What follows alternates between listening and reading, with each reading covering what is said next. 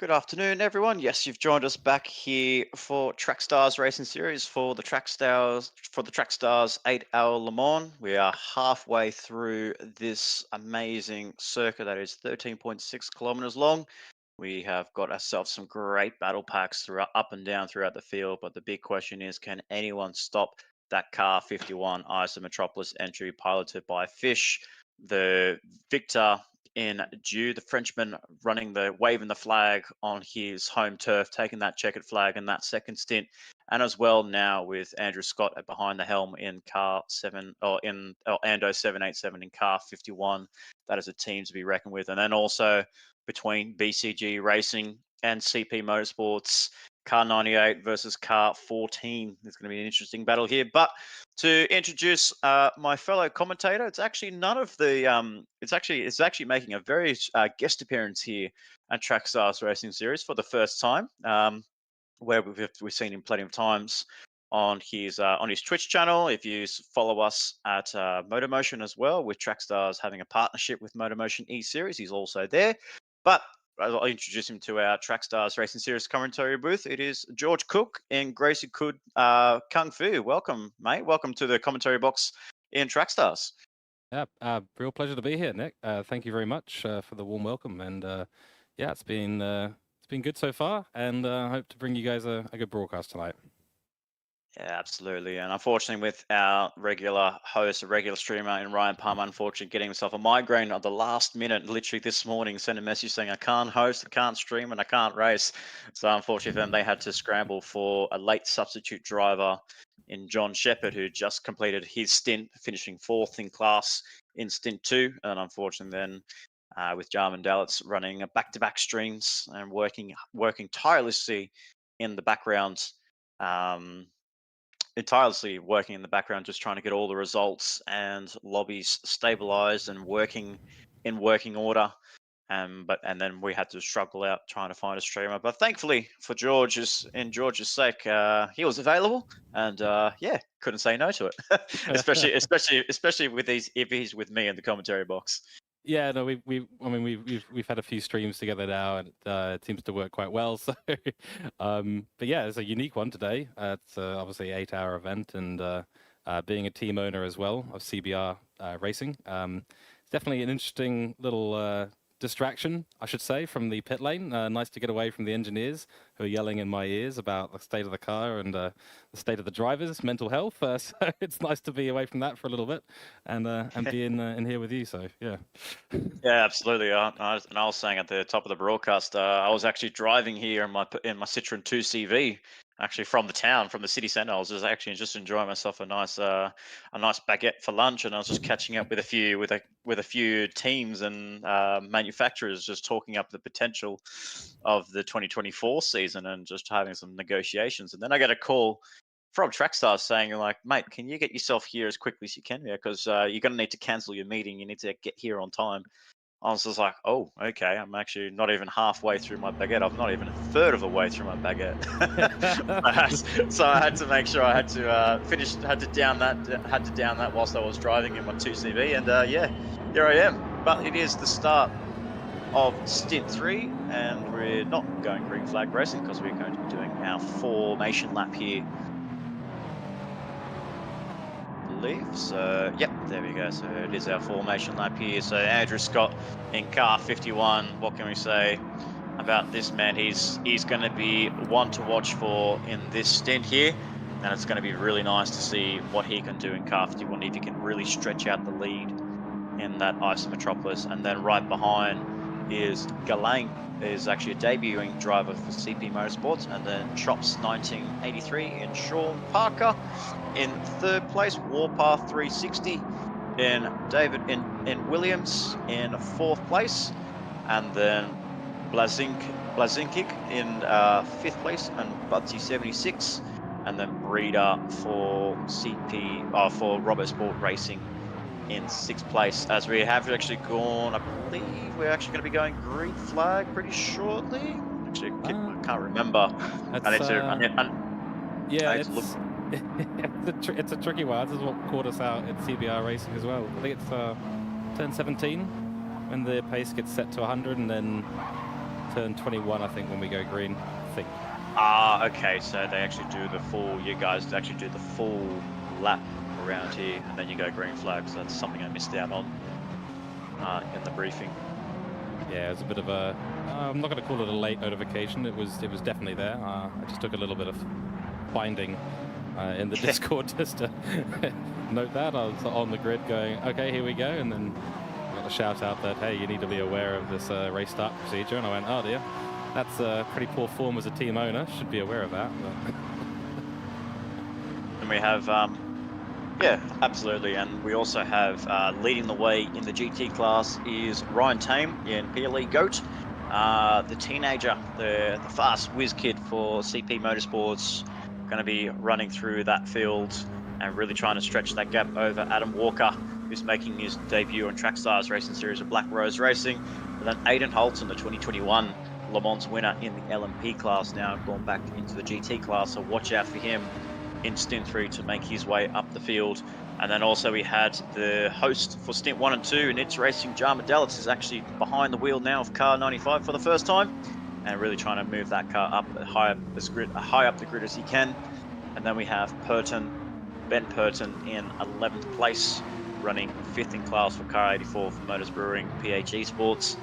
And then Nato Lee, this is going to be another name that we have to keep our eyes on. He was actually the fastest car in his qualifying section, well, respectively. I think it was a 3-minute 58 in Nato's time, and he was absolutely quick. And I've seen the name before in other league races, but I couldn't believe the pace that he has is absolutely incredible. So watch him come through the field. I'm not so sure where they are relative to the rest of the field, but we'll have a look.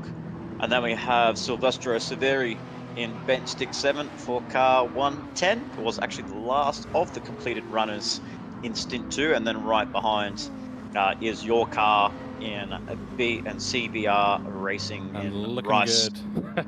Yeah, looking very good. You love your car, absolutely. Oh yeah. But car 14, 14th place is Robert Rice in 14th place, and then we had the driver who couldn't complete his race in HC Lewis, finishing off, rounding at the rear in 15th and last place, and we'll be keeping an eye on him, because very interesting enough, he actually had some very strong pace. I believe he was actually the second fastest driver. The fastest time I saw was a 4-minute 0.1, and he was actually the second fastest with a 4-minute 0.6. Yeah, we were very worried at CBR when we had him behind our Stint 2 driver Beaver. Yeah, he was setting some unbelievable lap times. A 4-minute is just fantastic. Not sure if he had a slipstream or not, but either way, I know that Lewis is a fast dude. So we were sweating a few drips of sweat, that's for sure. At CBR, we did not want to have him get anywhere close to our rear bumper. Yeah, absolutely. And it looks like now Ando's actually slowed the pack down to 160 kilometers an hour. It's all about just trying to hold the pack up, try for each driver to not really get too close behind, because as we know with GT lag, you get a bit of latency, and then all of a sudden you get some front wing damage, some front splitter damage, and maybe even some suspension damage. But Scott leading the pack for car 51. Can anyone stop the Ice Metropolis entry as we're about to go green flag for stint 3 in this second half of the Trackstars Le Mans 8-hour endurance event? Stay tuned. Make sure you follow us at Trackstars Racing Series. Who will take out this stint 3, and who will take out the overall win here at Trackstars? We'll find out in due course. Also, they're about to negotiate the Ford chicane for the first time, coming onto the pit straight now. Andrew Scott's going to lead the pack, and is gone. It is green flags. We have Scott leading the way in first, with Ghislaine second place, Sean Parker in third, David Williams in fourth, Blazinic in fifth, and then Breeder, which I saw him on the post chat there, or in the GT chat. He looks like he must have copped a bit of an incident there. Maybe he's got some damage there, actually from the back end from a Tame. So he's got some rear wing damage, and that's not what you want to have on your opening lap there, on your opening stint of this stint 3. Really cool watching on board the LMP class. Not one that I've been involved with personally, but a good start here. Close little battle happening between Warpath and, oh, is that Budsy?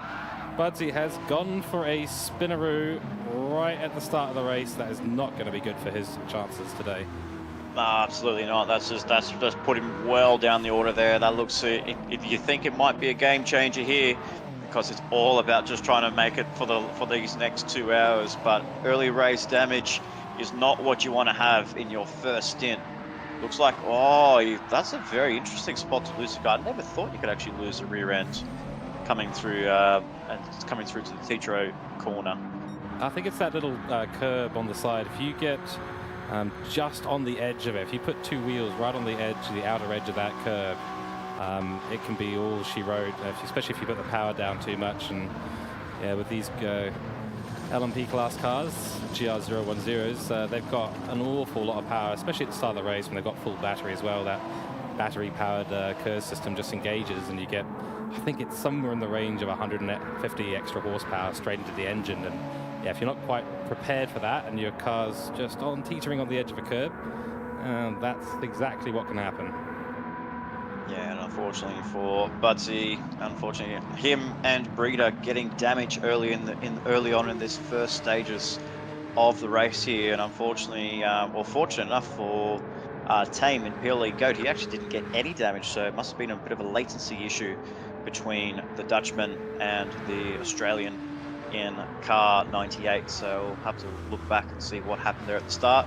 But so far, a few more or less a clean start for our GT cars, with Tame leading the way. Walker still holding on into P2, and then we have Holton with a half-second penalty there, running right behind in 9th place, and then we have Dalitz in its racing behind 4th place, and then Nato Lee in 5th in class, and then we have Lewis, Purton, Severi, and Rice rounding up the rear of the grid here. Yeah, I don't want to be biased here, but go, mate, go. Yeah, you had to show some sort of support as a commentator. So that's why I was winched away when I saw Budsy go a little bit wide there. Unfortunately, it looks like Rice has gone wide at Indianapolis. Actually, you actually drove the first stint for that team. How hard is it to actually get it around Indianapolis? Are you actually going flat, like as the stint wears on, or are you actually lifting off before the entry into Indianapolis? I mean, I have to admit, we discussed this in the team as to what our strategy was going to be overall, and I did say to the guys, look, you're better off going a little bit slower on track and not getting penalties or not running off. But we know Revs is a good driver. I think through that corner there, for our car, we decided, look, just little lift off. You get a little bit of extra turn in, and then it's a bit easier to get on the brakes because the car's not got as much weight transfer going through it. So the less weight transfer you got going through the car at that stage, the easier it is to get on the brakes nice and smooth. Keeps the car and the system running nice and smoothly, and that's kind of what you want at the end of the day, nice and smooth and consistent for us in the Porsche 911. But you can fly into their full throttle if you want, but on good tires, yeah, absolutely works. But if you start to when your tires start to wear down, whether it's 40 or 50 minutes or an hour and a bit into the race, then yeah, at that stage you've got to be a lot more careful through there. Yeah, absolutely. As we see a few drivers actually making their way up through the grid, we saw Parker up in second place for Black Rose Racing, and then we have Williams doing a good job for the Van Wall entry. So one of the actual other teams, as we saw in the real world Le Mans, that we saw Van Wall make a return there with Antonio Felix da Costa. No, he was actually Team Jota, unfortunately, so I can't remember who the Van Wall entry was in the LMP. Yeah. But then we have Galang in 4th place, so he's lost a few positions. He actually picked up some damage as well, so he missed out on that. So a few drivers suffering a bit of damage in this early stint in these opening laps here, but that is to be expected here around Le Mans. You're really just trying to push the car, trying to find the limits of what can be done around this track and how much you can push in this opening stint. I told my drivers to make sure that they really take it easy in this first portion of the race, because you're just getting used to the car, you're just trying to warm up, you don't know what the track conditions are like, especially when you jump in from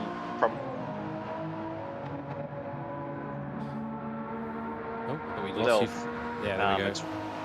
Sorry, we lost you for a second, yeah, Nick. So No, Yeah. that's okay. Yeah, I think on my end there's a little bit of latency, a little bit of lag, a little bit of buffering on my end there. But yeah, I was just saying that when it comes to maybe a driver's practice lobby versus the race lobby, it becomes very different. So it's very important for all team engineers and team bosses to really say to their drivers just to really just find a rhythm, find a groove, because whatever you're getting now is definitely not what you got in your own lobby maybe like a few hours ago. Well, correct, and yeah, especially with the changing conditions here. I mean, I was lucky enough to get the first part of the night stint, which was, yeah, it's probably one of the bigger adjustments. I mean, barring if there's any rain coming through on the track, a little bit wide there for Budsy. He's going to have to take the penalty as well here in the 32 car. But yeah, adjusting to conditions is super important.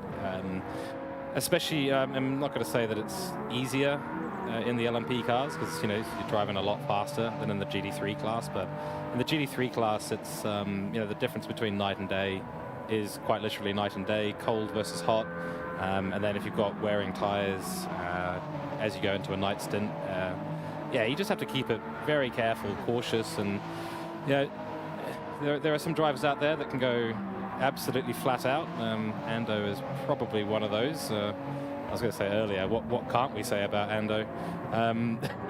But Yeah, and any race he does, any series that he competes in, he's always leading. I don't know how he does it, but he's just but the pilot himself in car 51 doing a fantastic job and really stretching that lead over the Black Rose Racing entry in Sean Parker in second place. But yeah, I mean, that car has gone back-to-back victories in both stint 1 and stint 2. If Ando keeps that car clean in this stint 3, I feel like it's going to be at least a hand and a half on that trophy for them for the Le Mans victory. So we'll have to keep an eye out on what the final result is going to be. But so far, in first in class, it is Ryan Tame for pit lane and PLE Goat 13 and car 98 for CP Motorsports.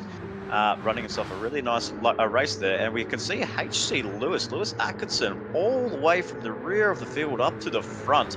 He's on a charge here. He's really trying to redeem himself. Unfortunately, getting a disconnect in that second stint. He was really putting in the hard yards as he gets a little bit too deep through the Ford chicane, and Jarman Dallett's right behind him. But Lewis just came from absolutely out of nowhere. Had some strong pace in stint 2. Unfortunately, getting a disconnect on his end really hampered the car 45's progress. Otherwise, we would have seen that car really high up in at the end results here. But Lewis Atkinson doing a great job, sitting second in class, 8.7 behind Tame. He's going to need to do a lot of work, as he said. Yeah, he's got a lot of laps to make up, but to make things worse for him, he's got a lobby that's being led by Ando 787, who's going to finish this race with even fewer laps available for the rest of the field, I suspect, especially if he keeps up the pace that he's on right now. So Lewis will need to catch up. He's got 9 seconds, the gap to PLE Goat, but I feel like with Lewis's pace, he's in the 403s already, but does run wide. Yep. Not going to help his cause. No, definitely not, and it's all up to Jarman Dallett's to really close in on Lewis. But we know that Corvette is a little bit faster. It's a hell of a lot faster than that Porsche 911. So you could definitely see here you could definitely say it's more of a Corvette versus Porsche GT battle, especially with the Porsche leading the way. So we had one team actually represent the BMW entry, I believe it was the Motorsport Network Racing, the M&R team in actually in SS Boy, NZL Cowboy, and Rust and Craig Harcourt. Unfortunately, they didn't actually qualify. They qualified, but unfortunately, they missed the cutoff, and they missed the cutoff time for actually qualifying into this top lobby. So very unfortunate for the BMW to not be on track, but it is all Corvette versus Porsche for the GT class victory.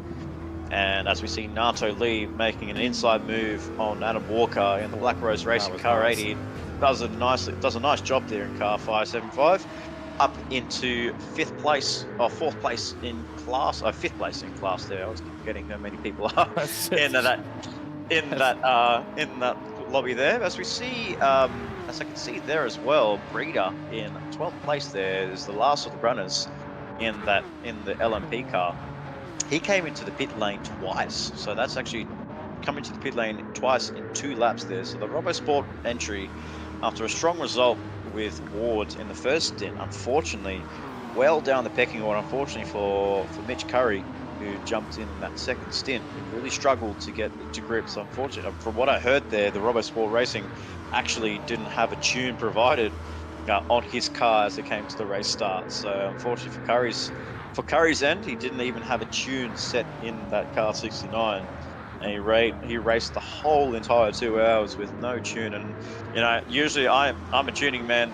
My team in MSI, we are tuning drivers, but it is a huge difference. You can definitely tell, between drivers, like what car setups they've got. The tuning size of things, it becomes really handy. It becomes hard work for the drivers around here. Yeah, I couldn't agree more. I mean, on our CBR racing car, we've done a bit of tuning as well. We're not quite as adept at it as others. We've noticed a few Porsches that just flew away from us, no matter what we did, no matter how well we drove. And we opted for a very low rear wing sort of setup, and trying to make sure that we can maximize our straight line speed, mainly because of those Corvettes that are in the GT3 class as well. Just so quick on the straights, so quick out of the corners. We can beat them in any corner, but on the straights we're just a sitting duck. So, yeah, interesting for the 69 car here, having to pit twice. I guess. I mean, we know that he picked up some damage. Him and Budsy, I believe it was, had some damage early on in the race. That one. But I'm not sure why he's pitted again. Yeah, it's just something very interesting. So we'll have to follow that up post race. But yeah, it's all about just trying to see who's where, who's battling who. We can see that Galang's still got that damage on the front splitter, so he's actually not pitting in this lap. So I think he's just going to run a strategy. He's run his strategy and try and stick to plan A in CP Motorsports car 18. And then we have David Williams in Warpath 360 for the Van Wall entry. I thought he actually came into the pit, and it looks like he made a mistake on one of his laps. You can see there a 3-minute 44, so really struggled to keep that car straight and lost time to Galang in third place. And then we have Butsy 76 in hang on, because I know his name's Croatian. He's got a Croatian surname, so I have to really just try and pronounce it. Blazinkic, I think it's called. So he can correct me. He can roast me in my DMs, especially if I get it wrong. This is the commentator's curse coming the other way, isn't it? We curse the cars and give them spins, and they curse us and have names that we can't pronounce. Absolutely right. This is the infinite cycle we go through. Yeah, 100% there. But yeah, there we can see, we saw Breeder finally passing the last GT car that is running first in class. He's actually now ahead of that GT car in Ryan Tame for car 98 CP Motorsports entry. So he's now well clear of that Porsche, and is now on the hunt to try and find some sort of redemption, find some sort of pace that he can find in that Toyota GR 010. But as we see there, Ed Matthews making a nice move there on Dalitz in that Porsche. You can see that Corvette is really strong in a straight line, and really helped him going down into the second chicane on the Mulsanne straight. But Risky in Aidan Matthews is ahead of Dalitz, so sitting third in class in this third stint. Right ahead of him is Lewis Atkinson in car 45, and then even further up the head, 9.2 ahead of Atkinson, is Ryan Tame. So the Corvette's got a lot of work to do to try and catch this young gun in PLE GOAT. Yeah, I think a shout out to PLE GOAT right now, because I mean, having driven the Porsche already around here, having suffered to the speed that is the Corvette, is doing very well to maintain this gap. He's pushing the car very, very hard, though. I can tell you, based on the fuel usage there, that this is maximum revs and maximum mechanical grip usage that's going on. And whether or not the Corvettes behind him are doing something similar, I guess so, because HC Lewis will be very hungry to get ahead and put some laps in front. And you can, going sideways is Lewis, who we just saw down the end of the road there. Crikey. To get very intense, this GT3 battle. I'm looking forward to it. Absolutely, and you've got some really top quality drivers there. We know, we've known in Trackstars Racing Series what PLE GOAT can do in Ryan Tame. He's actually been a victor in a few occasions that we've raced here in Trackstars Racing Series. Back in 2021, I believe, was when he was representing the old Brandon Shadon Racing team. He actually won the Laguna Seca Touring Cars Championship there, race around Laguna Seca, taking out a clean sweep. So he did a very good job there to actually give them their first and only victory, or first only round victory in Trackstars Racing Series, and we've seen him on a few occasions for the Enduros campaign for our high speed ring, Bathurst 1000 and St. Croix 1500 here at Trackstars. He's been a huge feature in that team for his team in CP Motorsports, and then as well they've got some drivers in Lewis Atkinson and Aidan Matthews, really chiming in and really just trying to get themselves up the pointy end. But Andrew Scott leading the way in car 51, still eking that gap out. So he's actually a little bit slower than his teammates at the moment there. We did see Dew in Kurama actually get himself into a low 3-minute 24, and looks like Scott is in 3-minute 28.9. So he's still aching away. He's trying to get these tires into temperature. I don't think he needs to really worry about tire saving, because if he's out so far ahead in car 51, and they looks to be well ahead in the overall standings, I don't think he needs to really worry about tire saving with these cars.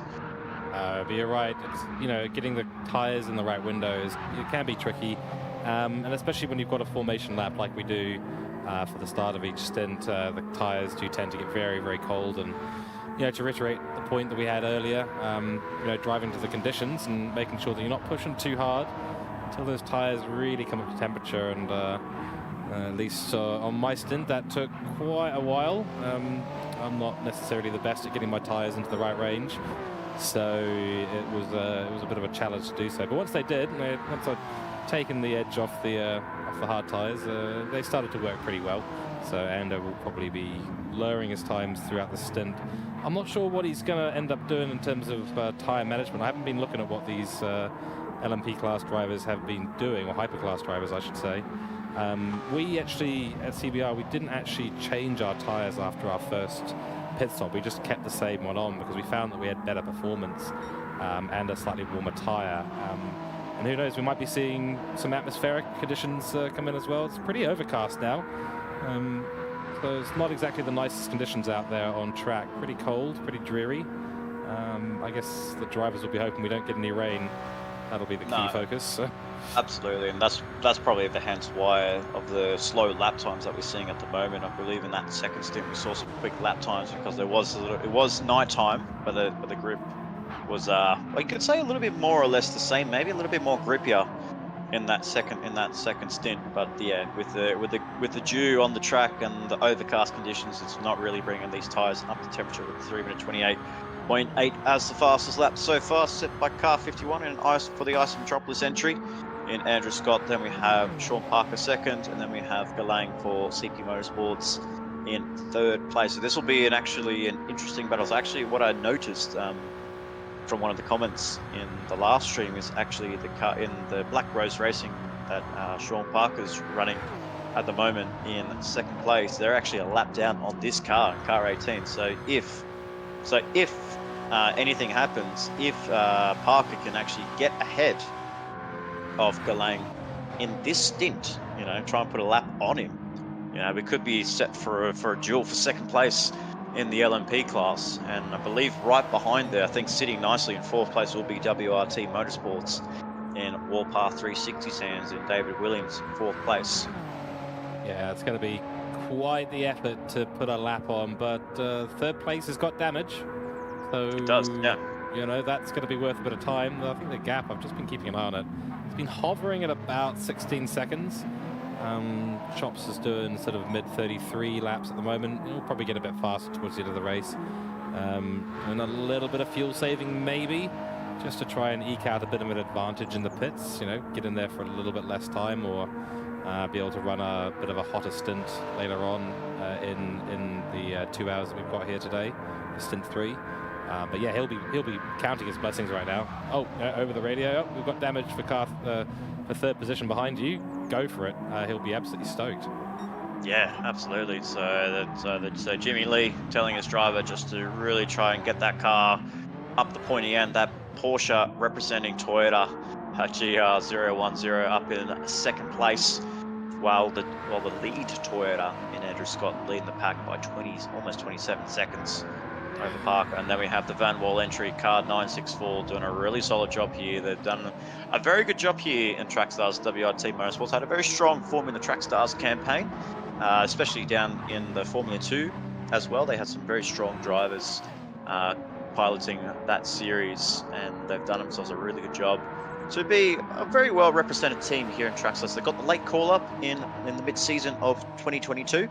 I believe they came in after what was a very strong performance in the TS2 touring cars at Spa, and then that was the debut series for WRT, their first race, and they actually came in mid-season after replacing Shadon Racing Team, who folded in the first half of the championship. And unfortunately for them, yeah, I'm not happy, not good to see a team fold, but obviously if personal matters happened, then it was all good. So WRT came in, stepped up, and took them a season to get them organized, get them really into the Trackstars Racing Series spirit, and really just trying to get them into that headspace where they need to essentially where they put themselves amongst the rest of the field. And so far, they've done themselves a good job in the Formula Trackstars, and now it looks like they're doing a really good job keeping that fourth place in class, and that'll be really high spirits back in the factory for WRT.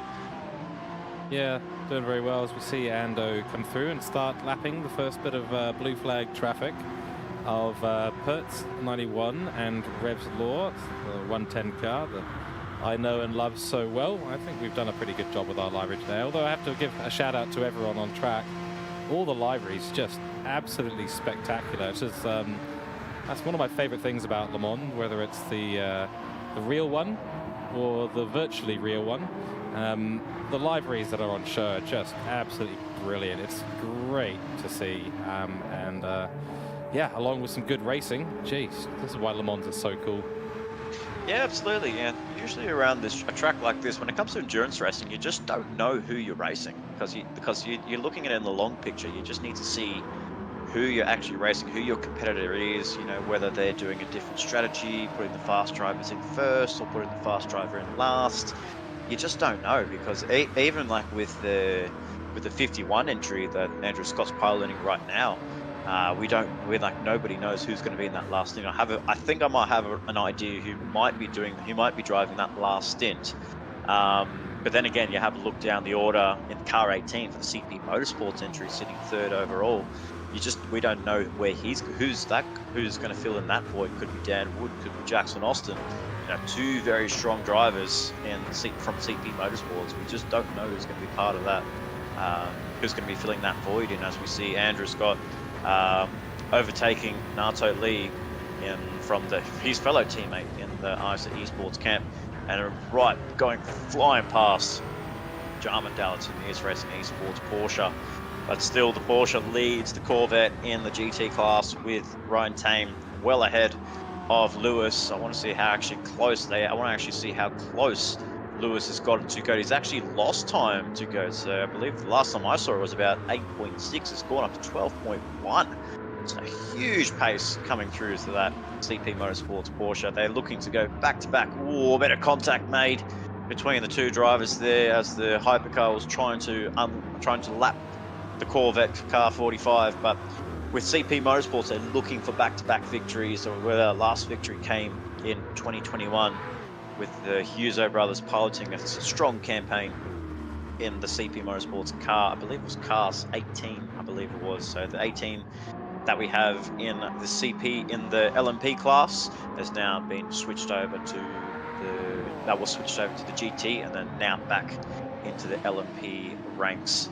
So yeah, so they're looking for back-to-back victories, and also with BCG Racing, not too far behind with Matthews in Captain Risky, not too far behind Atkinson, who again still got some work to do to close up to Ryan Tame in PLE Go. Yeah, that gap has certainly expanded a bit.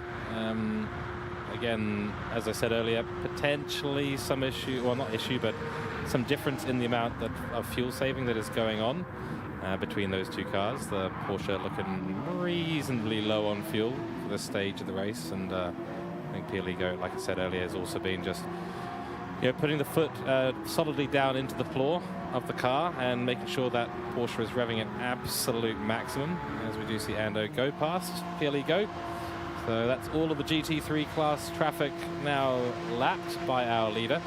And I just do notice in chat that I'm being chewed out for my pronunciation of livery. How does everyone actually pronounce that? Because I got to be honest with you, I mix those up many times. I'm also British. I'm British and Kiwi, so it doesn't help my cause at all.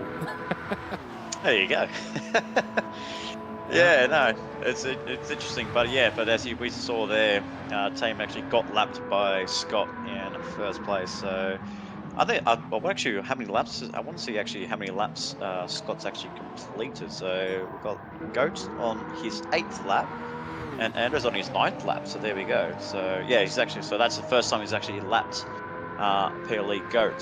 So nice. So only took him about 8 laps to lap the CP Motorsports Porsche, and he's now got a clear track ahead of him, as I believe that next car that he's going to be trying to lap will be car number 69 with Breeder at the helm for RoboSport Racing in 6th place. So he's got a long way to go. So he's just exited the Dunlop corner, about to go through Tete Rouge on his 8th lap, which leads into a very long run here around on the Mulsanne Straight. It's actually interesting enough, on Thursday nights, Trackstars Racing Series hosted a classic Le Mans, but we were running the no chicane, so we were just going flat out on the Group C cars along this Mulsanne Straight, and my goodness, there were 3 Nissans on the track, 3 Nissan Group C cars, and all of them were absolutely flying on the Mulsanne Straight. We'd leave the Mercedes Saubers for dead, we'd leave the 787s for dead, we'd leave the Porsches for dead. My goodness, like I was in one of them. I couldn't believe how fast we were going. But it was such a great event that was organised by the Trackstars team. It's very cool. Unfortunately, the CBR Racing couldn't participate, but yeah, I mean, what kind of speeds were you doing in those cars? On my end, we're in the Nissan. I was hitting about, at times without the slipstream, we were hitting about 370 down the straight. And then at times when I got a hit by Dan Wood in the Jaguar, I think I was hitting about 385. Wow. with being bumped, being pushed along, and my goodness, it was absolute speed. I couldn't believe it. It was so much fun. It was such a good night of racing, and then even in the party chat was going absolutely off. Everyone was just talking mad stuff about each other, just giving each other just like a good old roasting like you see on MTV. Yeah, absolutely gold, isn't it? That's well, 385, crikey. You'd have to be a bit careful on the brakes when you come to the end of that straight, though. It made braking very sketchy, I can tell you that for sure. But what I've actually noticed here a lot here is 5th place driver Butsy76. I'm not going to bother. I'm not going to try and pronounce his surname. He can tell me off stream what it is. So when it comes up for our enduros, but he's actually doing some really strong racing around here. He's actually, because he did actually come into the pit lane. We do have to keep that in mind. On lap 3, on the end of lap 2, start of lap 3, he did come into the pit lane, and the drivers ahead of him haven't pitted at all. So this is actually some very good strong progress by the car 32 driver. Sitting nicely behind the Van Wall driver in David Williams from WRT. Don't want to be making moves through the Porsche corners here. Under the bridge they go, as we see a wild Porsche in 14th place, and Burton really losing the rear end. But for Budsy, he's actually closed up that gap to both Warpath. He's trying to tuck into the slipstream. Warpath going to fences, going through Tete Rouge on the 9th lap, or on the 10th lap rather. But Budsy really trying to close up, and he's got a half-second penalty for Williams's woes, and to try and defend his position off. But Budsy on the recovery drive and a half here, so full credits to him. And the team has actually told him that they know that Ghislaine has some front splitter damage, so this will also encourage Budsy to make a move on Warpath as quickly as he can, but then close up on that CP Motorsports driver. Yeah, he thought about a look up the inside there into the first end of the straight. They've got a little bit of lap traffic to negotiate in the 110 car, and on they go through. But you're right, Budsy, he's been in the 33s. There's Warpath here, he's been only really hitting the 36s, sadly. That 0.5-second penalty is going to do him absolutely no favors at all. I'm trying to get an idea of the difference between fuel here. Budsy is using quite a bit more fuel than Warpath, so we could end up with this battle ending up as more of a pit stop strategy later in the race, depending on the amount of fuel saving that Warpath can do. But yeah, these LMP cars, they sure do chug through the fuel. I don't know, you probably be able to tell us, Nick, how many pit stops are these LMP cars, Hypercars cars doing? I believe we saw 2 pit stops by the leader in Dew. I believe he did 2 pit stops. I think they pitted for tyres in that first stint, and then as soon as they got to that second stint, they stayed on those tyres for the last time. So I don't think they changed tyres on that second stint. But yeah.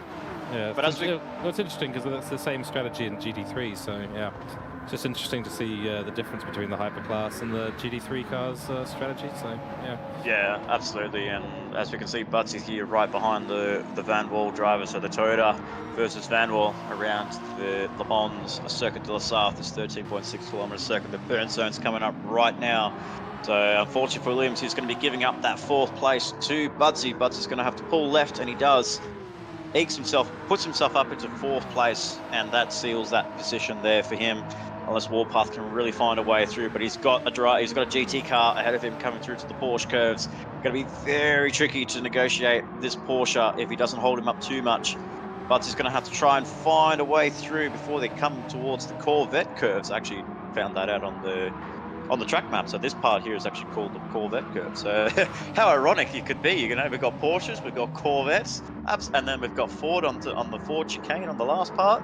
Absolutely incredible. But we actually did offer the Ford GTs to be driven around here, but no one actually picked it up. Unfortunately, we had the Ford GTs, the Ferraris, the BMWs, the Aston Martin, but everyone's just like, no, we're going Porsches and we're going for Corvettes, and only one BMW. Yeah, there's a bit of hindsight here as a team owner. The Porsches, I mean, we like the Porsches. We're a fan of MR cars. The Fords could have been very strong here, though. They've got good top speed, and actually the BMW wouldn't have been a bad option either. As well, Warpath misses that corner by a country mile, sadly. Wow, yeah, that's going to really hurt his. That's going to really dirty his tyres a fair bit. So he's lost time to Budsy, who in turn is actually losing a little bit of time to Galang in 3rd place, but that was due to that lap traffic in Adam Walker. Rid 1, it is Gracie Good Kung Fu, and George Cook is actually joining us as a guest commentator and providing us the stream here on the Trackstars Racing Series YouTube channel. I do thank him very much for providing the stream and actually being able to bring a stream up for you guys here on Trackstars, as it was a late call up for myself. Like I said, enjoying myself a baguette, talking to some big brands, big manufacturers, and even sponsors for the series, and then get a call up and say, hey, where are you? We need you on track. I was just like, okay, I'm on my way. Well, thanks Jarman, thanks Ryan for that. Thanks for ruining the moment I had. Well, it shows some commitment though, doesn't it, to those big sponsors? Yeah, absolutely.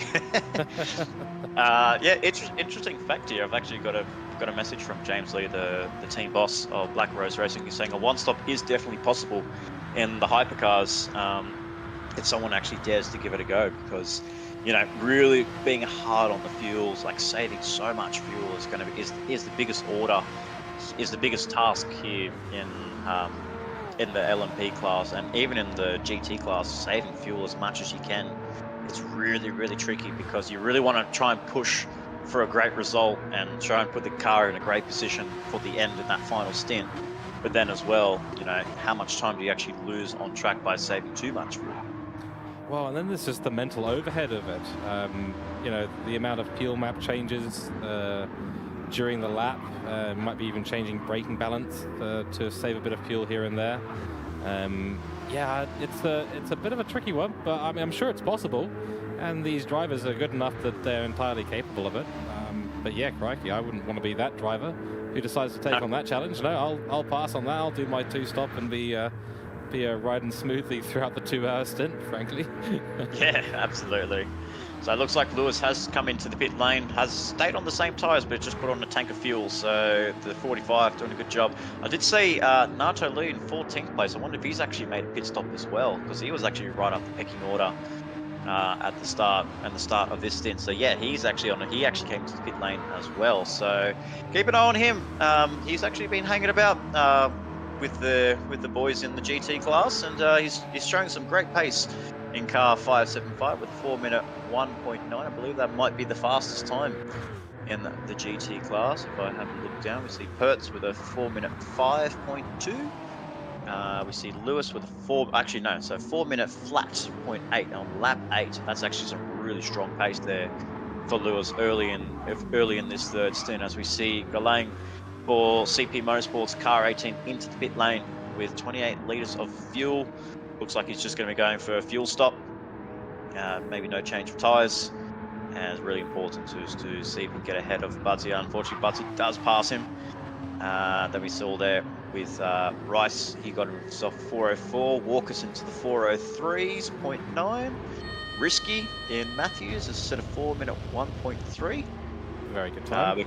Yeah, and then we have Goat, who's actually coming with a 4-minute 1.1. So out of all of those drivers, it's actually Lewis Atkinson is actually faster than the Porsche drivers. And then we have Jarman Dalitz with a 4-minute 2 flat. So the fastest so far in 45, Lewis, setting the pace early on in this first stint of the first phase of the third stint here at Trackstars for the Le Mans 8-hour. I want to see how close he can get to Pierre-Lee Goat towards the end of the session, because what Lewis is doing is literally just trying to race for pride, race for the team, and really give them a bit of a mojo, bit of a pep, bit of motivation for that last stint, and really just try and sell the guys.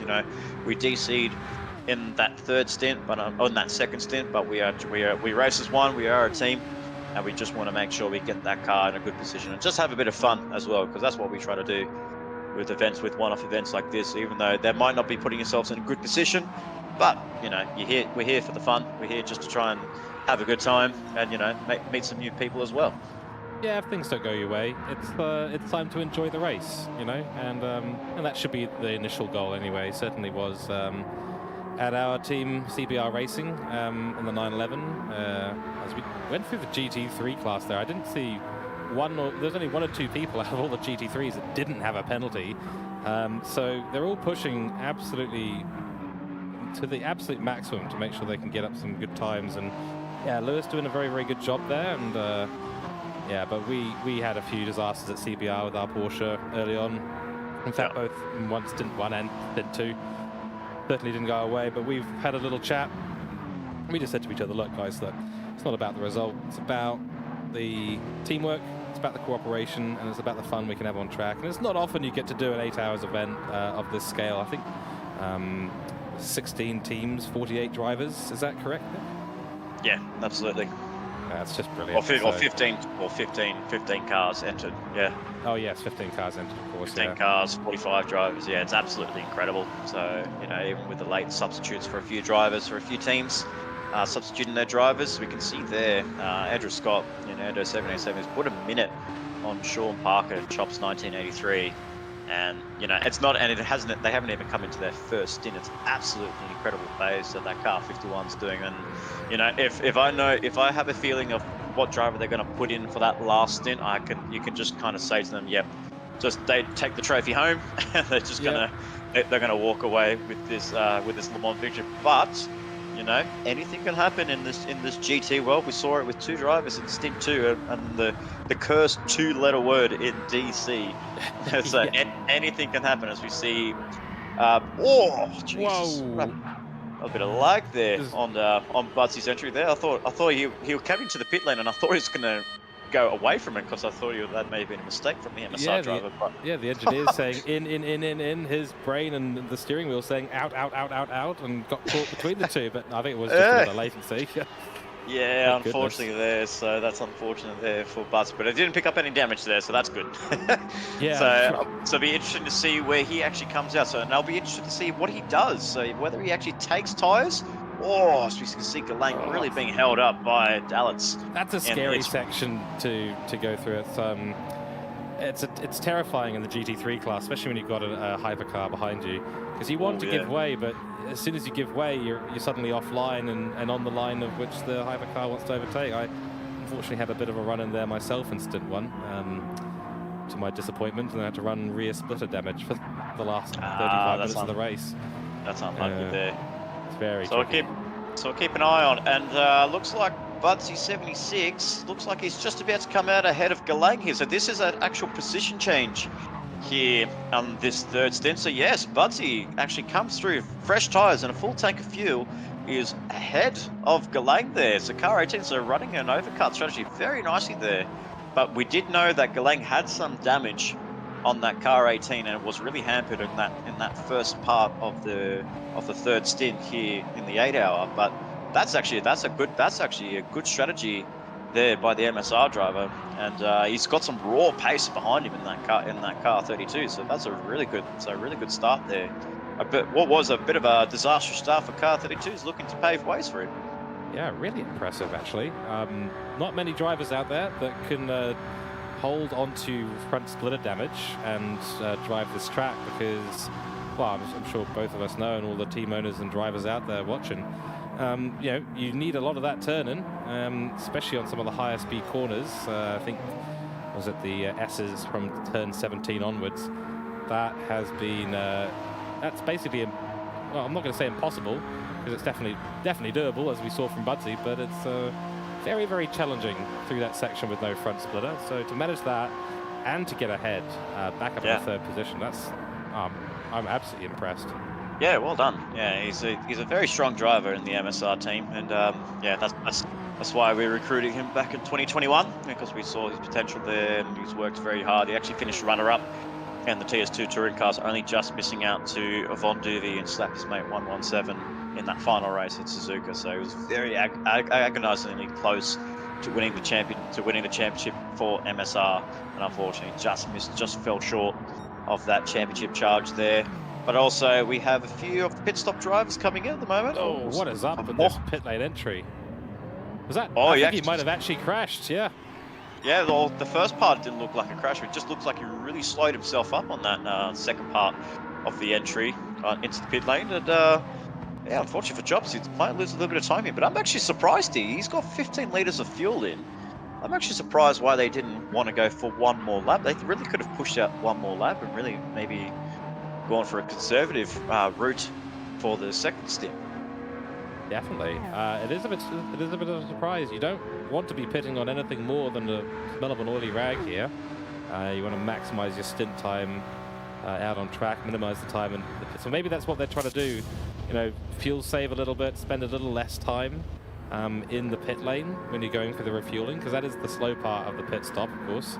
I think the refueling rate's about 5 liters a second, so it's not fast. You do end up sitting there for quite a lot of time, so maybe that's part of the strategy. But yeah, to be saving fuel, you have to sort of do the math in your head a little bit, or from the data that you've gathered out on track. You know, 40, very wide there from Budsy. You know, 40, 50 minutes out on track. How much time are you going to lose from fuel saving versus how much time you're going to lose from sitting in the pits, you know, saving time under the refuel canister? Yeah, absolutely. And as we saw, Parker actually leaving the pit lane. He's about to come through Tetra Rouge now.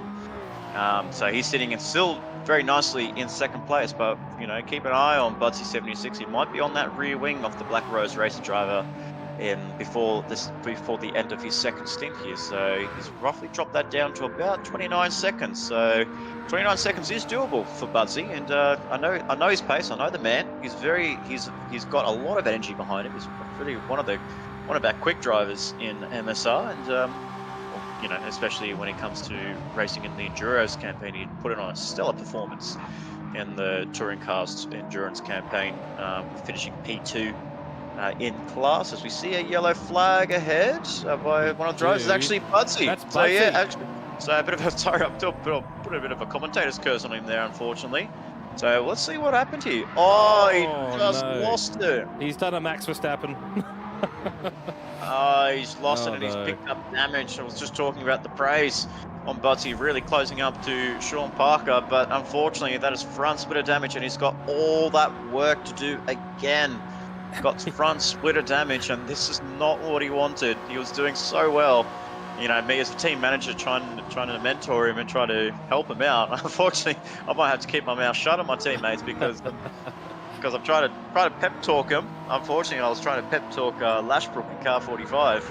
So I see some blue smoke pop up ahead between the Warpath and Breeder. So a little bit of contact made between those two drivers.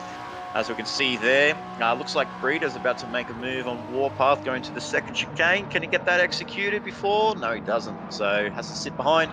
But this is also a nice little recovery drive here for Breeder in 5th place. I don't know if he has to pit very soon. Another more blue smoke coming up again. Yeah. So this drives me. Bottom of the car just hitting the tarmac, and yeah, sparks flying. Very impressive though. I mean, we've had 2 drivers in the Hyperclass car now do some incredible recoveries. Budsy, who's got it all to do again, as he said, he's time traveled back to lap 1 or 2, and he's got to start again.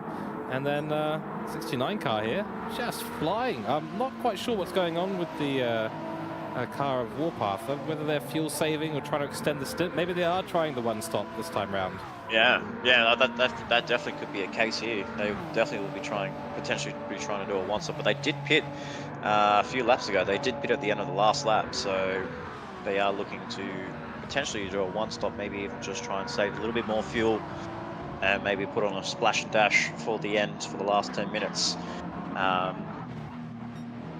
yeah, as we see there, unfortunately for Budsy, he's got a lot of work to do now. Whether he comes into the pit lane or just carries that front splitter damage, we'll find out very shortly in due time. But we still have Tame leading the way ahead of Lewis. Actually funny enough, there I can see Lewis on track there. He actually just sent a message in the MSR Discord. So have a bit of time, you know, just pop it on auto drive, send a text, and yeah, back into it. I'm shaking my head here, Nick. This is standard Lewis things. I've seen it in all the leagues that he's been involved with, that I've been driving with or around him. He seems to have an amazing ability to, I don't know if he's one-hand driving, he's just got one hand on the phone, or if he's you know, hitting the start button, going two-handed and, you know, going 200 words per minute or something. But the man seems to be able to hold the wheel with one hand and type with the other. And he just sent me another one. Just said, "I'm listening to you as well." He's listening to us as well. Oh man, Lewis, you are a man of talent there. Good on you. I certainly couldn't do that. If I did that, I'd be off the track before I knew it. I just, you know. Mate, what's the thing I can do here? Do you want me to invite you into the Discord chat? You could do is give us a Mark skate around here or something, you know? I'll tell you what, we should get him to stream and commentate and race and write an article at the same time. He knows what. Oh, there he goes. He flashed the headlight. Oh, good on you, Lewis. I love you, buddy. Just a note outside of Lewis doing his stuff, but even putting the windshield wipers on for us. Natu behind here, doing a great job to catch up to Lewis. So the Corvette is doing very well, up in the light spot overall, and yeah, that's impressive so far. Yeah, absolutely. And he's actually set a really good lap time. So he's actually matching what Lewis did in that first stint, 4:08. So really strong pace by the Corvette driver, car 575. As we said, we're not so sure where everyone's roughly placed in the overall standings. It's all about just waiting until the end of the night, or until maybe tomorrow morning, Australian Eastern Standard Time, to find out the overall results winner. But I have a feeling that at least for the overall and the LMP class, I think we might have a rough idea. We haven't really good idea on who's going to be finishing first in that LMP class. But yeah, you know, time will tell. Anything can happen. As we said, it is Gran Turismo 7. They do throw a few surprises, and yeah, unfortunately for a couple of drivers in that last stint, getting some disconnects. Well, you know what I'm hoping for now is I'm hoping that everyone in stint 4 decides to disconnect. I could run a race by myself, get 34 laps on the field, and win the GT3 and the LMP class in a Porsche. Oh, that could be a spicy one. Oh, one can hope. One can hope. Absolutely, yeah. I think if we had a mass disconnection, everyone would definitely red flag it, so get everyone back in. It's unfortunate, isn't it? No, yeah, I'm kidding, of course. So look, we're looking at car 14 for BCG Racing, Captain Risky in Aidan Matthews is sitting right down fourth in class here. So very surprising to be actually down the order. I know him to be a very strong driver. He's a former winner here at Le Mans at Trackstars Racing Series, and really struggling to get that Corvette really up the pointy end, especially where we see Lewis, who's the lead Corvette driver, head of Natu Lee, and then even Risky, really struggling, and he's actually coming right up into the clutches of Jarman Dalitz in that Porsche that's leading. That is the second leading Porsche in this GT class. So he's really struggling to get that Corvette working for him. Maybe he hasn't found the right tune set up for his car to work, unlike the rest ahead of him. Really struggling on that first chicane there as well. So he's lost a little bit of time there. So maybe not the tune that he wanted for the race compared to qualifying. And you could say for a thing as well here, and maybe you can back me up on this, that when it comes to a qualifying tune and a race tune, they are two completely different things. Yeah. Because one chews through tires and really just burns fuel out to the max, and then the other one you really just have to set it up for the long race. And I have a feeling that maybe potentially the BCG driver might be struggling a little bit on that side of things. Yeah, it's certainly possible. Ooh, a little bit squiggly there for the 95 car, but held it well. It's tricky. It really is tricky. Qualifying, at the end of the day, it's Le Mans. You want to run. If you could take off the rear wing, you probably would. That won't serve you very well in the many corners around this track. But you want to be running, the straights where you make up the time. Certainly in the GT3 class. So you want to be looking at exit, which means you're just going to be hard on the brakes, turn it in, throw on the throttle, and get going as fast as possible. So that, I have to admit, does not translate very well into long run pace in the race. You're absolutely spot on there, Nick. If you get the right qualifying setup, it could well mean that you're compromised in the race. I saw that in my stint, certainly. I had a couple of cars in front of me that were, and also in stint 2 as well, who were definitely looking a lot faster, but when it came to tyre wear, we just started to thrash them through the end of the stint. It just absolutely taking them over, and mostly on the corners. 0.2 here, 0.2 there. Doesn't matter how fast you are on a straight if you're losing 3 seconds a lap in the corners. Yeah, absolutely. And I feel like Matthews is losing a lot of time to Dalitz, and it's actually very interesting, especially through this section here. You can see the Porsches are very strong compared to that Corvette. So why do you actually think drivers here in Trackstars actually chose the Porsche over the Corvette? Do you think just because they wanted a good overall car, especially through this last section of the track, especially with all these fast-flowing mid-speed corners, or do you think it's just more, for the balance of the car? It could be because of really good balance, the driving styles, and maybe even just people know that the Porsche is a very good, stable car no matter what. Yeah, I think it's the MR tendencies of the Porsche that really give it that edge. For an endurance race, what you're looking for in a car is consistency, especially when you've got a multi-driver team as well. You want to be driving a car that you can, have nicely adjusted to everyone's driving style, as well as be able to keep maintain a minimum pace. I think the Corvette, we considered the Corvette as well, and we knew that it was going to be a lot faster on the straights, despite whatever we did on the tune than the Porsche.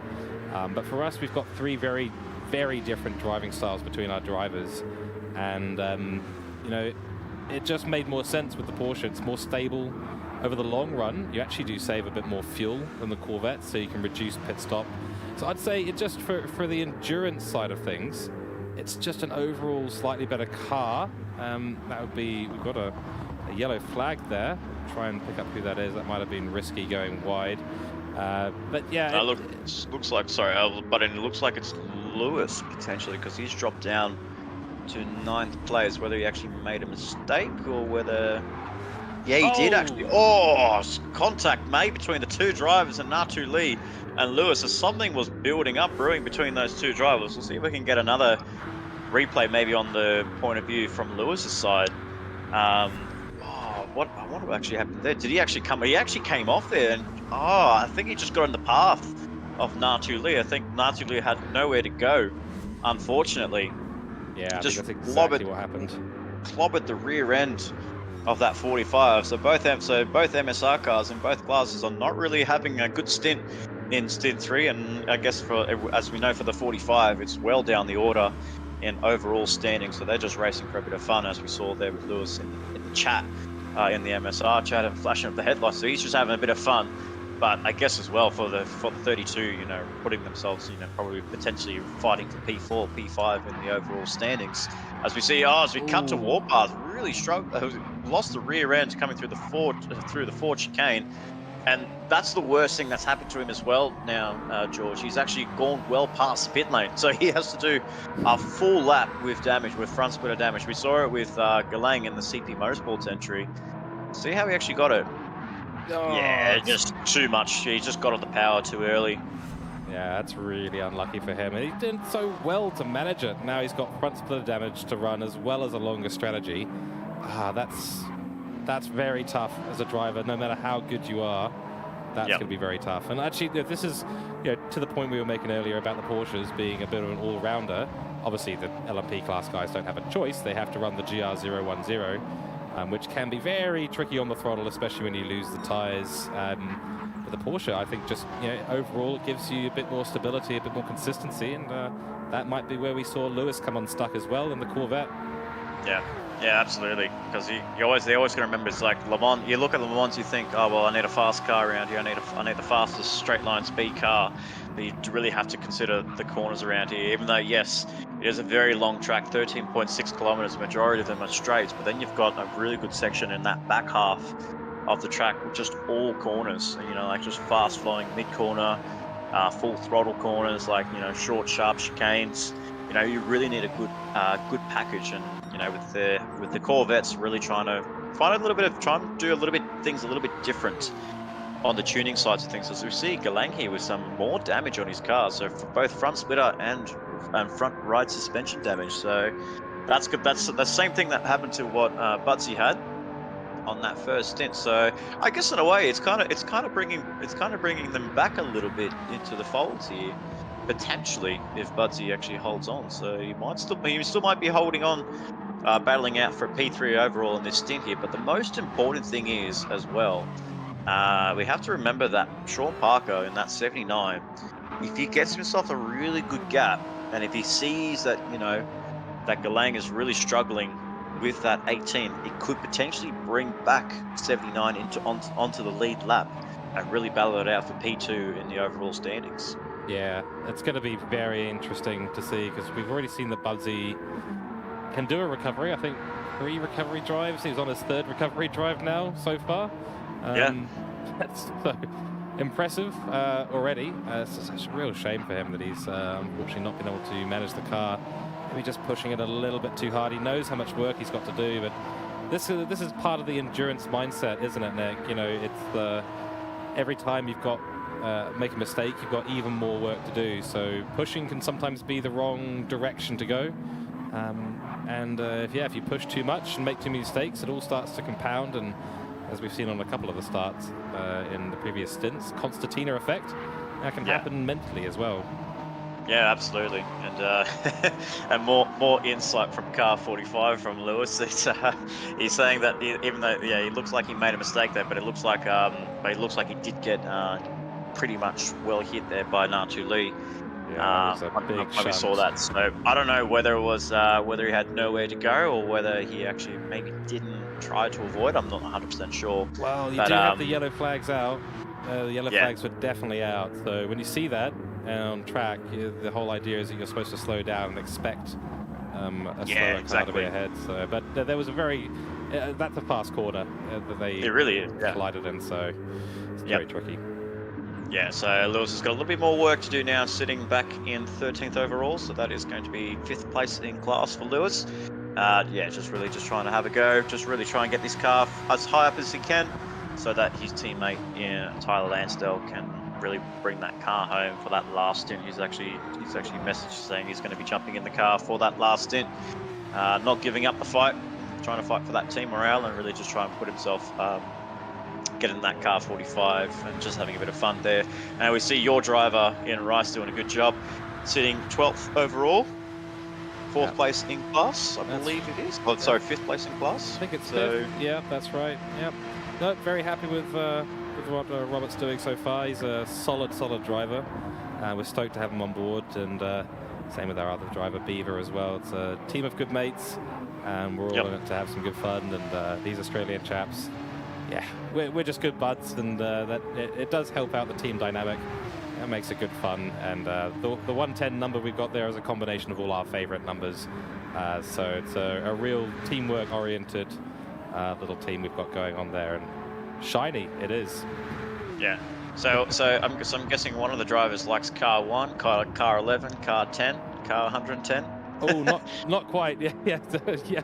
Zero. We're like car 0, 0, and 110. Yes, that's exactly right. I think we've got 14, 27, and whatever the remainder is on that. I remember 2 out of the 3. I should do better as a team captain. I know, but yeah, it is what it is. Yeah, absolutely. That's all good there as we see Purton there, 14th place for the Motorsbrewing PHE Sports, not really having a strong race.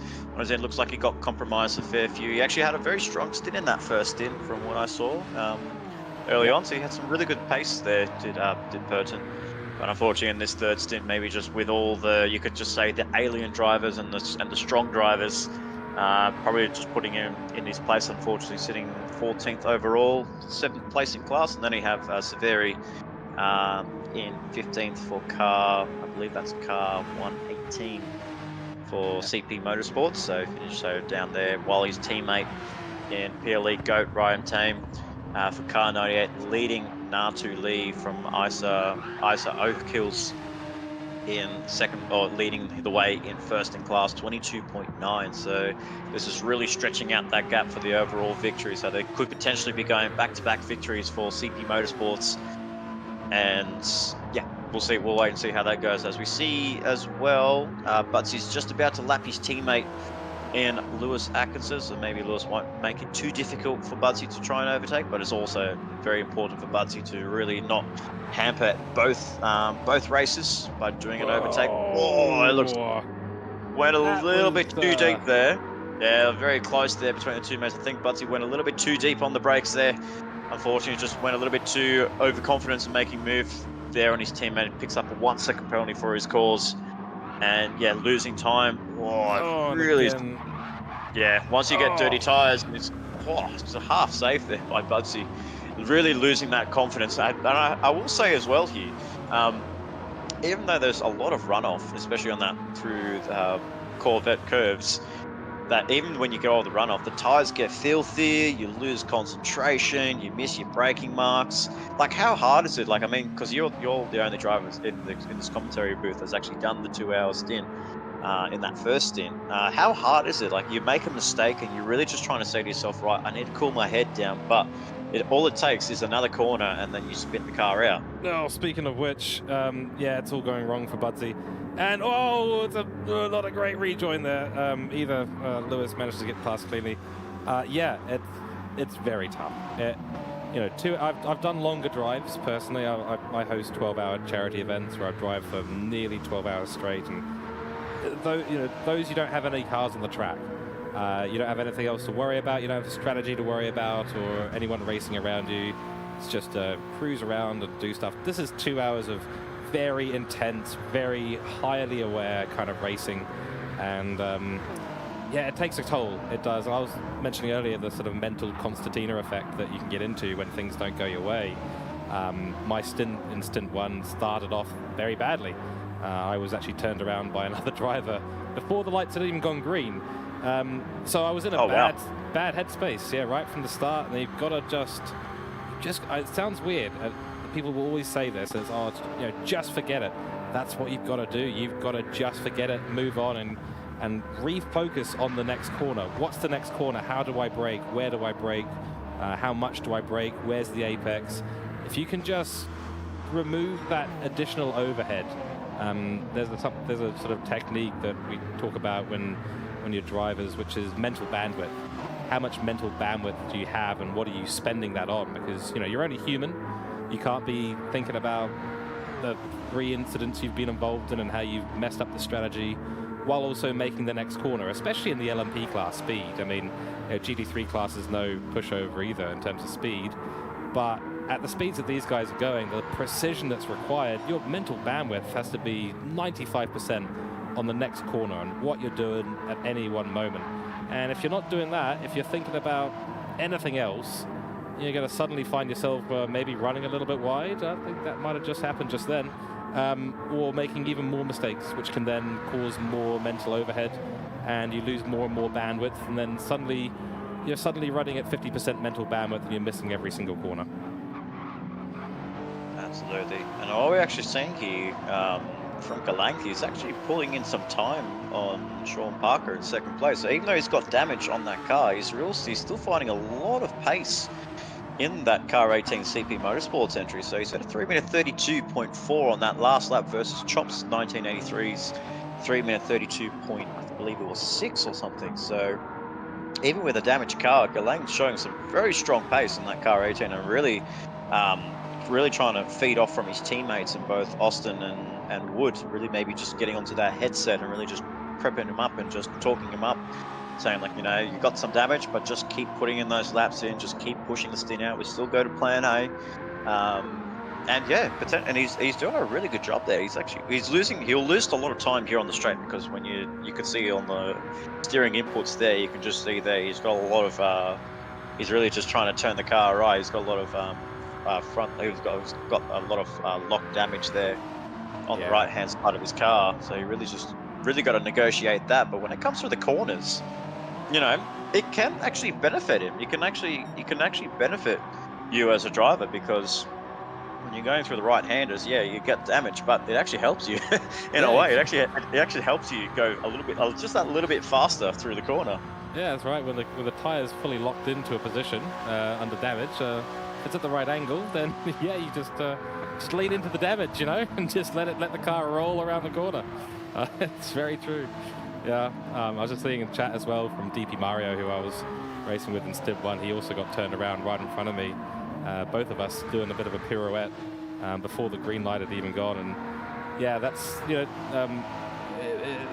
I mean, just quickly back to the mental bandwidth thing. It just, you know, you've got to keep on pushing, even, you know, adjust to the damage, especially if you've got good teammates, good engineers who are, you know, giving you that advice. You know, just go for it, mate. You've got this. Don't worry about anything. Just get your head down. It's no wonder everyone just says that to a driver that's had a bit of a mistake. Get your head down.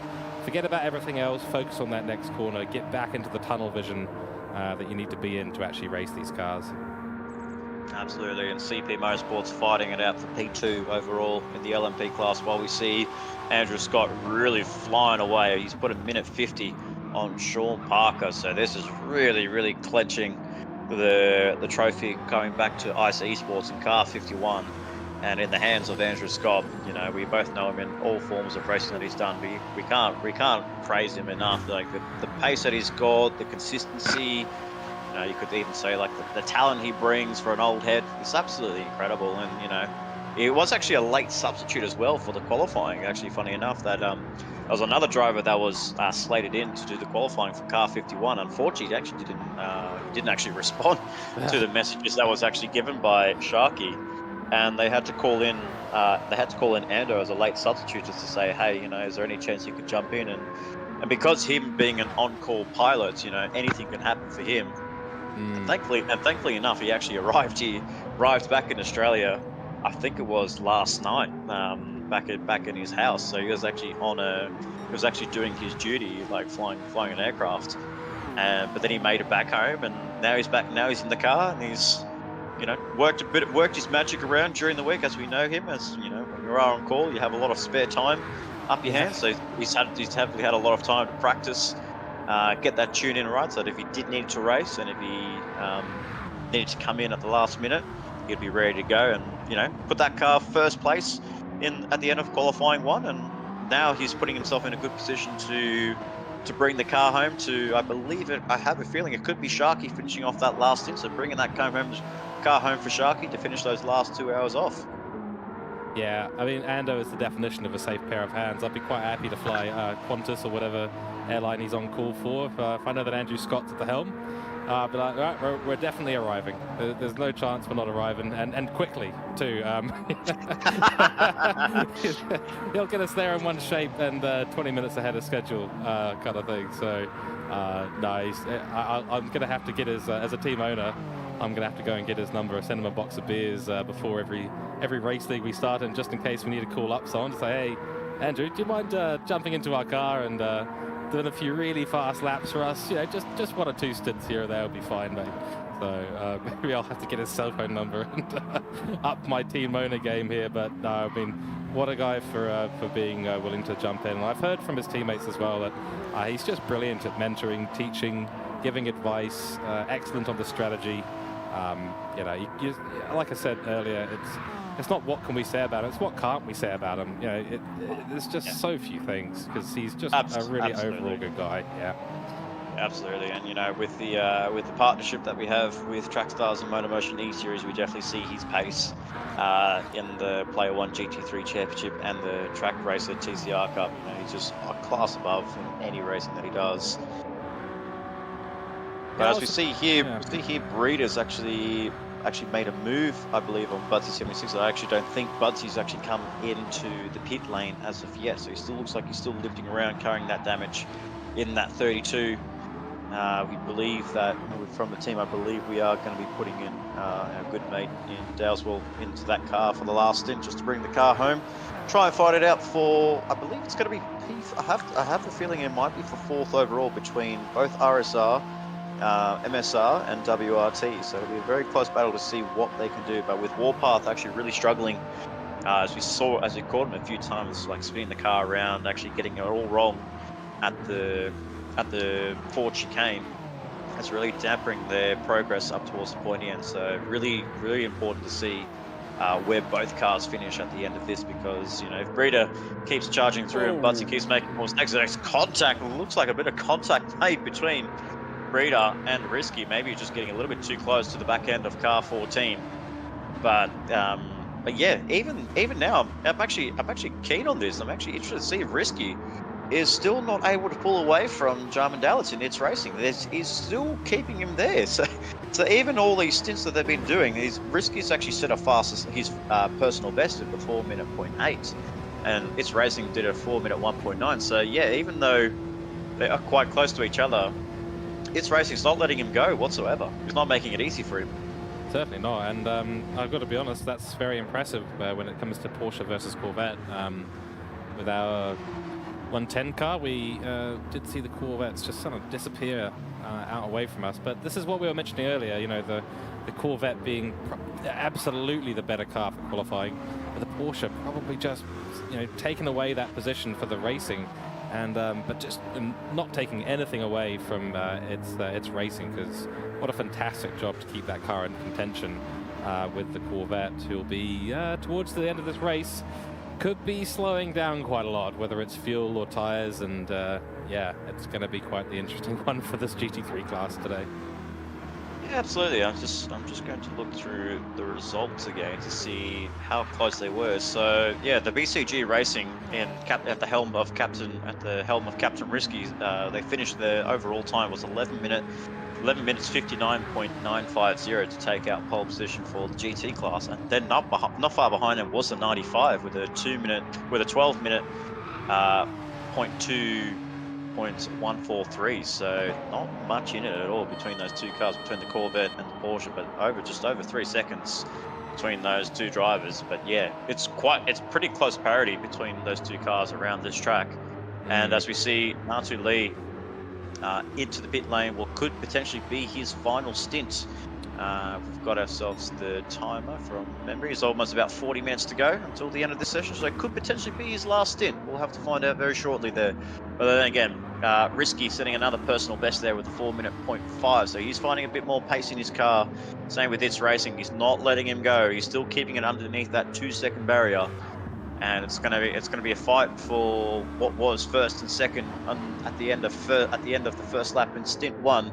Is now looking to be battling it out for the podium, for the second position on the podium between BCG Racing and It's Racing Esports, with the car 98 and the helms of Fairleigh Goats and Ryan Tame running away with this victory and really solidifying their status as, yeah, we didn't have a great qualifying, but you know, the qualifying's not a thing when it comes to Le Mans. It's about how you finish the 8 hours. Correct. Yeah, and we also saw Ando come out as well. He actually pitted on 28 litres of fuel. He's come out just behind Nato there. So he'll get past pretty quick smart from the Corvette. Yep, very clean there. So Ando deciding to go, and he's actually been fuel saving, has Ando, because he's only put in about 72 liters of fuel, and he's out there again for the final time, and he'll be able to go absolutely ham. He's 2 minutes ahead of the closest LMP car, so that's very dominant from him. Nato's got a bit of work to do behind there, and a 0.5 penalty for It's Racing.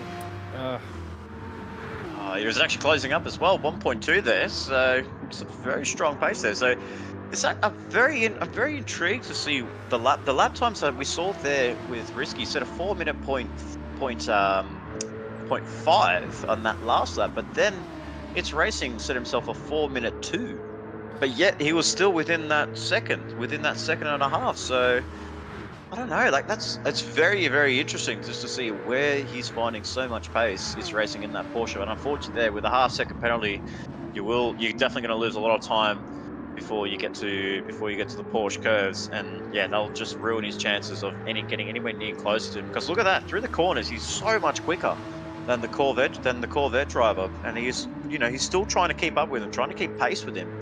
But unfortunately, he's just losing that time on this straight here. He's under a second now, so this half-second penalty is going to be the death of him, unfortunately. He wanted to be right there, really battle him out. But unfortunately for It's Racing, he's going to have to wait half a second, which turns into a second before you get to Porsche curves. And, then unfortunately for him, he's going to have to do all the hard work again. As we can see some dirt being kicked, some gravel being kicked up there by the BCG Racing drivers. A 1.3 up on his personal best there. So he was closing in rapidly.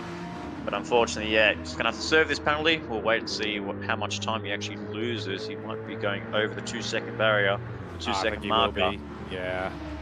Oh, maybe not quite. But I know from personal experience that 0.5-second penalties there are so painful. They're small enough that you think, it shouldn't be too bad, but the way that the gearing works with the Porsche during the penalty, it's just horrendous. Yeah, absolutely, and you could definitely, and you saw that. Yeah, he basically lost a second there. So he was 1.3 up when we last saw him going through a timing split. He was actually up 1.3 on his personal best, but now he's only just under 2.5 tenths down. So he lost about 1 to 1.1 seconds on that lap. So he's just gone over the 2-second barrier between himself and Risky. But it's a nice little battle here that they've got going on, just trading lap times, trading pace, and it's actually something that we want to see. But now we actually see Risky come into pit lane right now. So they're going to get... Yes, they will. So they've got a pit, yeah. Yeah, so Goat has to... This is potentially his last stop, is PLE Goat. And It's Racing, we have to remember, he did pit a little bit. He did pit 1 lap later, so he's actually got a little bit more pace. He might have a bit more fuel advantage over Captain Risky. So even though it's 2 seconds, we could be seeing the gap closing down on this next pit window. Yeah, that's going to be quite interesting for him. He could still be in here for a second spot finish if he plays his cards right today. That would be fantastic to have 2 Porsches right at the top. Certainly gives me a bit of confidence for my next stint and what Revs is doing as well. Well, of course, we're a number of laps down in my own car today, sadly, due to a disconnect. But that is what it is. Yeah, no, a good little battle going on here for GD3. I do love. This is one of the things I love about Le Mans, though, Nick, is it's the strategies when they sort of spread apart at the early part, for the first 40 minutes. Then you get this sort of no man's land of things happening out on track with a few sporadic battles, and then suddenly in the last 40 minutes, when the tires start to get a little bit loose and the fuel gets low, speaking of which, then all the strategies start to stitch back together. Just absolutely fascinating racing. This is why I love Le Mans. I think this is why people love the 24 hours, and you guys at Trackstars have been putting on a fantastic race for us today. Yeah, absolutely. Hopefully all of our drivers have been enjoying the racing here, the coverage here on Trackstars Racing Series YouTube channel. If you haven't already, please like and subscribe to our channel. We're actually looking through the counter now. We're almost about to hit 300 likes here on Trackstars Racing Series. Another milestone achieved.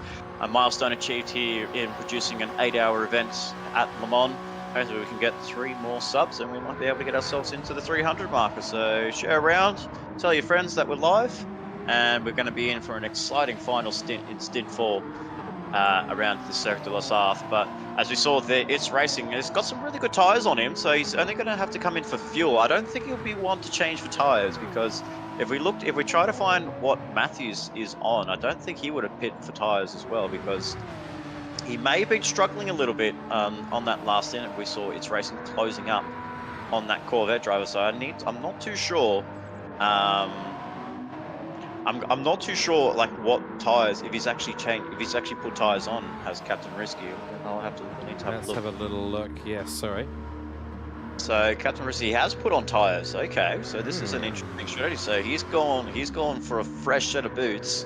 We'll wait and see what It's Racing does. Will he only pit for fuel, or will he actually put tires on? This is going to be very interesting, and he has a great chance of short fueling the car to the end of this stint as well, because you have to. Because I guess in a way, you know, as much as endurance racing is fun, I love it. I love it here on Gran Turismo 7. You know, always get to play with that timer and playing strategies around it. You kind of have to look at that timer and think it's like, right, 4 minutes. So it's a 4-minute lap time, more or less. How many laps can I do? I could do this and that, blah blah blah. And you're just looking at it. You're playing maths. You're in like an English pub playing darts, and it's all just maths. You know, it's all maths when you play darts. It's not about the competition. It's not about the fun about it. It's just all maths. So I think that's what our drivers have here at Trackstars. It's all about just trying to play the numbers, work the numbers around, try and maybe sign up a strategist, and that's probably what the It's Racing boys have got. As Jarman Dowds finally enters the pit lane for potentially his last stop. You know, the team are working hard on their numbers and really trying to work out, is putting tires on that car the best strategy, or will they put fuel in that car? 95. Time will tell, as we see Ryan Tame about to come through the Ford chicanes comfortably in the lead in that 98. It really gets a little bit squirrely there on the first part of the Ford chicane, but exiting the Ford chicane looks very nice, well planted, and onto the pit straight for the 22nd time here in car 98. But let's keep our eyes on that 95. Natu Lee as well. We can't keep our eyes off him because he might be running a different strategy as well. So he's actually running to the end of his stint as well. So this is an X factor here, you could say as well, because I think he just came out of nowhere, to be honest. Like, I think like he's been running a very quiet stint. He was running with Lewis at the time, but he's running a very quiet stint here. As we see It's Racing coming out of the pit lane right now. He jumps ahead of Captain Risky, but will he get ahead of Natu Lee as they come through the Dunlop curves, the Dunlop chicane? No, he doesn't. He's tucked right behind. And Natu Lee, that is a position gain for the ISA Oak Hill entry in car 575, and that's actually a position gain as well. I potentially think that that 575 is actually within a shot of getting P2 or P3 in the overall standings. So don't take our eyes off Natu Lee here. He might be, because potentially, me knowing his pace, he could be doing a double back-to-back stint here. And with the pace that he's got, you know, I wouldn't doubt him. Too right. Yeah, it's going to heat up a lot. We've got the worn tyres of It's Racing. He's decided not to change his tyres. That's why he's ended up so close to Natu. Natu, of course, on fresh tyres, full fuel. Full fuel. That's always the tongue twister of the day, isn't it? For the Porsche driver in the 95 car. So he's going to be able to go absolutely flat out. And, I mean, that's so good to be in the slipstream of a Corvette at this point. You can save a little bit of fuel. You're going to get a higher top speed. You can hold onto the back of Natu all the way to the end of the race now. Just needs to keep it nice and clean and tidy through the corners and the trickier parts of the circuit. And make a move, maybe later in the race in 25 or 26 minutes or so. Yeah, and also you just saw there on the exit of the first chicane there, he was really just trying to find the grips of the rear tyres there, and unfortunately this doesn't really have, compared to the fresh hard tyres, you don't really find too much grip on worn hards, so he's lost a little bit of time there on the exit of the first chicane, but you could definitely see he jumped Captain Risky with a very smart strategy there, so hats off to It's Racing with some good strategy calls there in the car 95, getting himself ahead of Captain Risky. And what makes it worse for Risky, he's got himself a half-second penalty, and that'll invite Lewis to potentially make a position on a Risky. So not the race for car 14 so far in stint 3, after a very strong performance by Ridwan in stint 1, taking victory in that stint. So they've got a lot of work to do in BCG Racing for that final stint in the Trackstars Racing Le Mans 8 Hour. Yeah, I think a big shout out now just to loop back into our LMP class. 69 car here has been putting on a very nice little show here for his team. And up in the 4th position and 18 seconds behind T-Jam in 3rd position. And the gap has been coming down slowly but surely. I don't know, Nick, if there's anything you can really do with a 19-second gap in 28 minutes. But it's all to play for still, I think, as do see an overlap there from the 18 car. Yeah, so I think the 18 car is really just trying to keep himself in that position and just bring the car home, so that way he can give one of his teammates in either Austin or Wood to finish off the stint here in the final stint of the Le Mans 8 Hours. So it's really about just keeping that car in a good position, and it's really just to throw the dice of who's going to be taking that seat, whether it's going to be Dan Wood, the 2021 Touring Cars champion, and then the 2021 Porsche Super Cup champion and 2022 Formula Trackstars champion, or will you give it to the hands of Speedy Tyres in Jackson Austin, the 2022 Touring Cars championship champion and 3-time Bathurst winner? So it's all, or no, 2 times Bathurst winner. So it's all to play for the CP boys, and there's a bit of a head scratch on who's going to be taking that seat for the final stint. So we'll find out in due course in 28 minutes time of who will take that seat. Warpath in for the Van Wall entry for the last time, makes his pit stop, fresh tyres, full tank of fuel. Might be a little bit too much a full tank of fuel for that car 964. It could have run a little bit more, it could have run a little bit less, because there's not a lot of laps to go in this 3rd stint.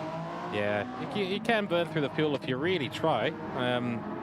So maybe that's the strategy, just to really use the engine to down rev the car and the downshifts.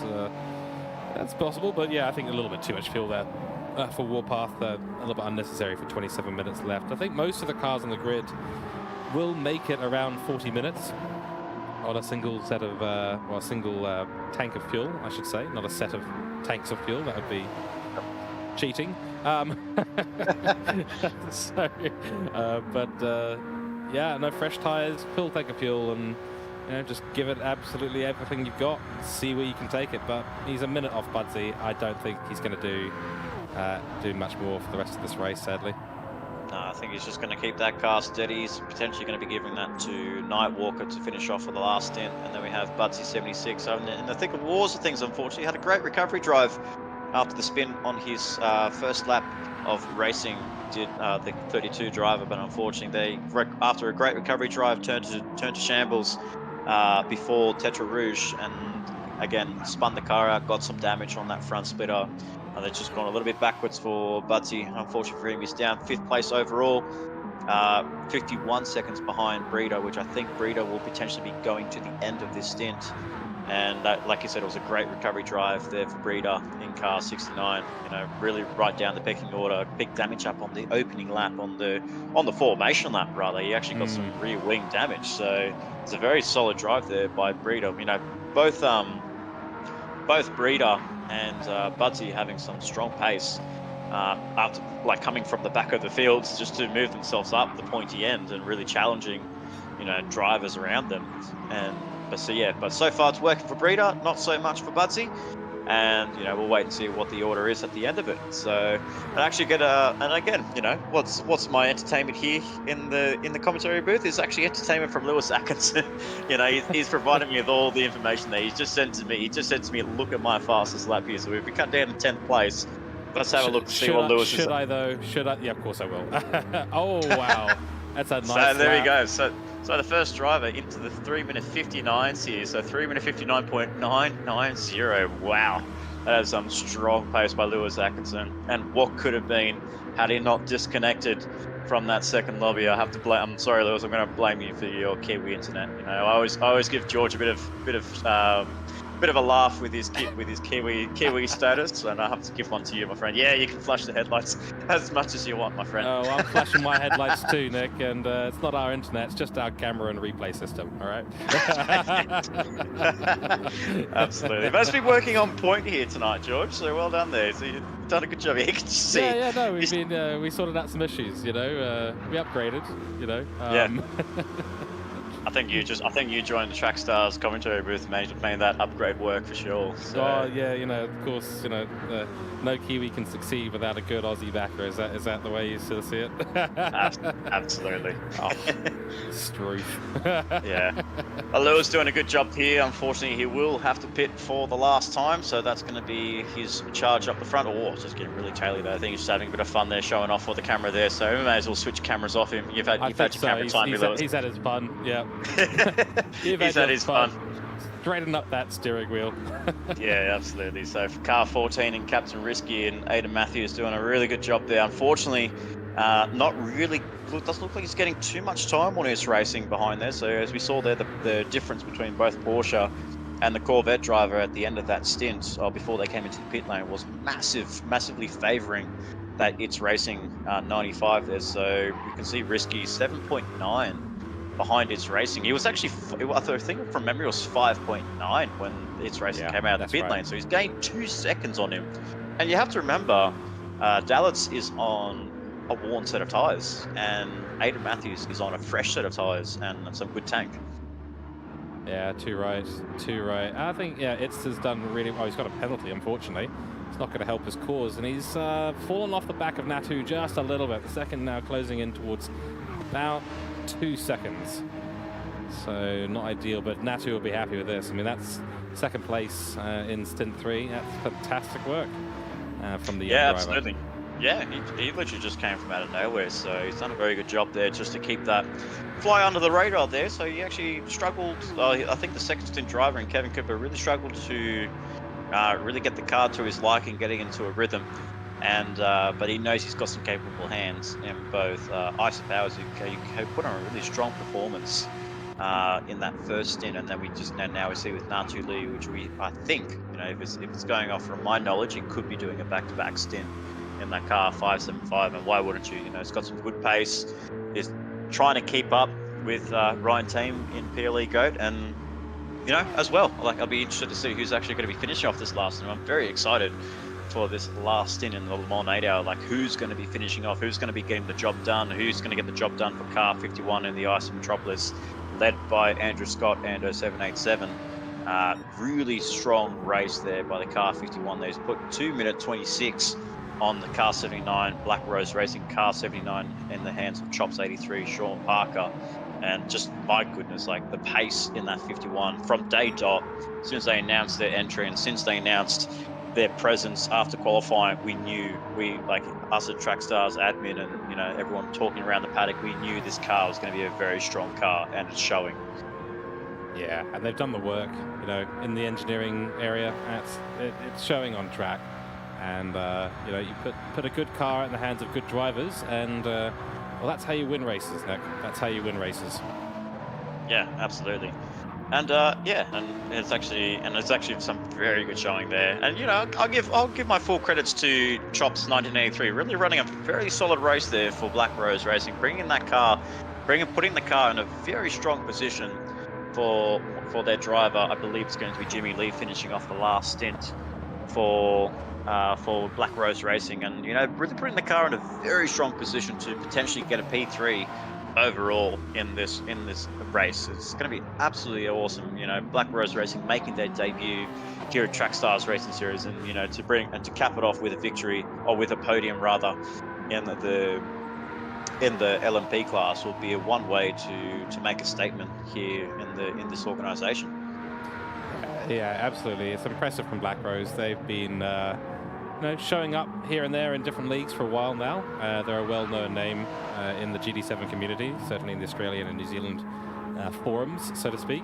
And I've personally only seen them in GD3 class, so show that they've got a bit of it goes a little bit wide there, does Sean Parker, but to show they've got chops in the LMP class is a real showing that their team is becoming more and more rounded by the day, to be honest. Yeah. So in the Motormotion E-Series that I've been privileged to be part of as well, Black Rose Racing are fighting out for the championship over the, I think, 10 races in the GD3 championship. And now here they are in Trackstars doing a fantastic job as well. Just brilliant. Yeah, absolutely. And it's great to see the partnership that we have with Motormotion E-Series and Trackstars Racing Series, bringing in those teams like Black Rose Racing to the track here at Le Mans for this one-off special event. And it's really great to see them so far sitting P2 in this second stint as we see Galang overtaking Jarman Dalitz, still putting another lap on that 95. He's sitting 14 seconds behind Parker in second place. So really nice recovery drive there. Nice little drive here for the car 18. So it's been a bit of the wars in that first stint. Was getting really closed up by Budsy 76 before he made the mistake. Before Budsy made the mistake on that second stint of this third stint in the 8-hour event. And yeah, really running a good consistent race here is Galang in third place, and now he's about to put in another lap on Natulu, who's actually increased the gap on its racing after he had to serve a Haas second penalty. So Natu doing a very good job here in 8th place overall, 23.5 behind Ryan Tame in PLE GOAT. But as we're getting up to the end of this stint 3, about 18.5 to go, there's still we've not seen too many battle packs forming up at the moment. I think this is what we saw in that second stint. As I was commentating that second stint, we saw a lot of gaps like towards this part of the race. Gaps really opening up. Drivers not really battling each other. I think they've found their positions, they found their comfort zone, they found their spot on the track, and yeah, it's really about just bringing the car home. No mistakes, no scratches. Just take it easy through the corners. Don't risk it. And it's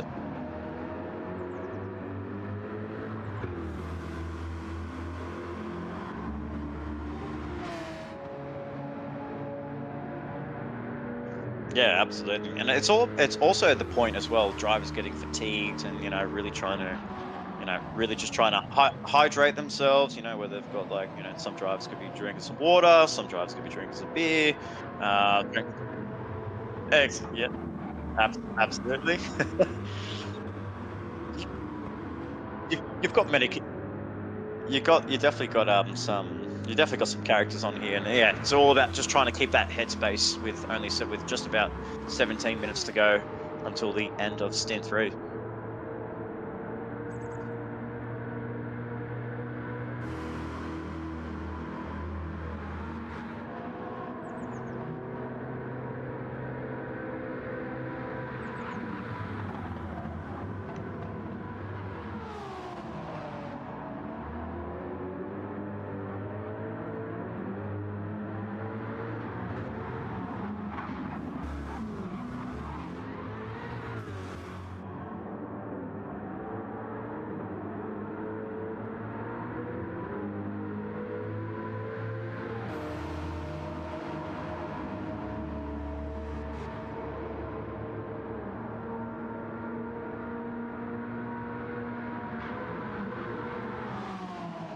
Absolutely. So yeah, and as well there, my entertainment with Lewis in my MSR chat. He said he actually, when we were actually on the camera, he was actually having moments. He actually wasn't showing off for the camera, so he was actually having some proper moments there. So I apologize, Lewis, there for giving you some harsh criticism as a team member for my team. He's really struggling. He's just struggling with the car, ladies and gentlemen.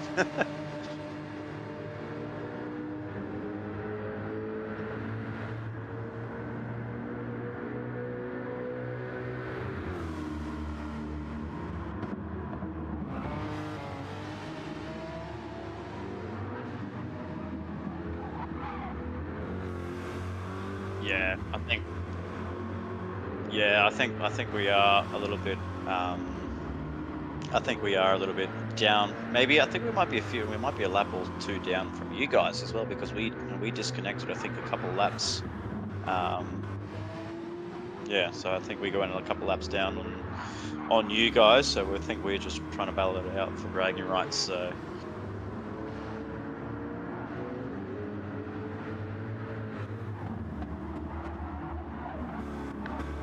Yeah, absolutely.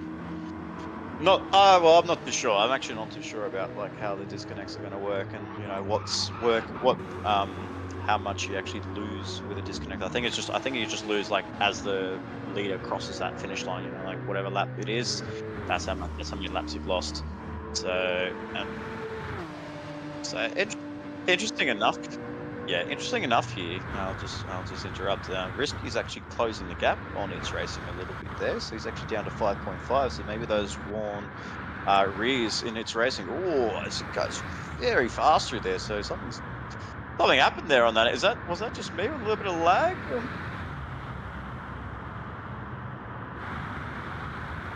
I was actually very surprised. That's like some warp speed there by the 95.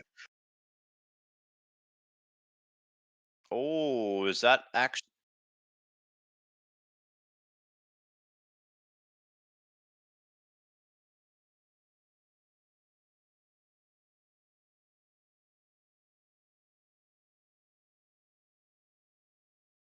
Yeah, Fortunately, the disconnects have been rather often, sadly. yeah, it's been a bit of a plague there for all of us. I think for all most drivers. Yeah, doesn't bode well for the next stint for me, but hopefully that's only affected myself and not Yes, the rest of the and lobby. I've got my intercoms from Lewis. He says the lobby is still up, so it must just Good. be on your end, unfortunately. Excellent. So, Okay, that's good. Well, that's fine. That's fine. It's just on our end. If that was on multiple accounts, that would be an absolute disaster. So we're just getting through the technical difficulties here, everyone, and we'll be reconnecting soon enough.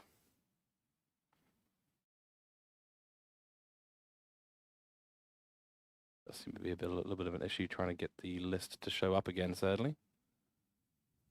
that's all right. Usually when you see the first cars coming through that start finish line, it'll start to sort itself out. So Indeed, shouldn't yeah. be shouldn't be too much of an issue for us to remember who's where. But I think we know I think we know who is where. Yeah, that's right. I think Ando might have been leading the race. Absolutely. Just maybe. We're still just loading up the lobbies here, sadly.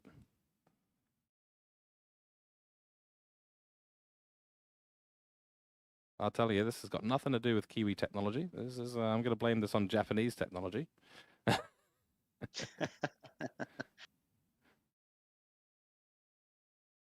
Yeah, Lewis says he's loving the team's commentary, like with me giving him. True. He's just gone to me. He says you got it wrong. He's winning. Yeah, Lewis, I'm sure you're winning, mate. Yeah.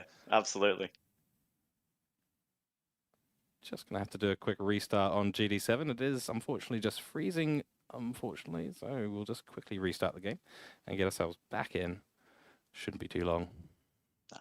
All good. So apologies for that, ladies and gentlemen, but we'll be bringing that stream back up shortly. We're only about 10 minutes to go, almost nearly. I think it's about 12 minutes to go till the end of it. So not too much racing to go. Probably about 4 more laps for 3.5, 4 more laps for the LMPs, and then 3 more laps for the GT cars. So we'll wait and see like who crosses the line first. See if there's any close battle packs. The one I want to keep an eye on when we get back is actually see how much Matthews is closing up on Dallas in the It's Racing for the battle for that third spot in stint 3.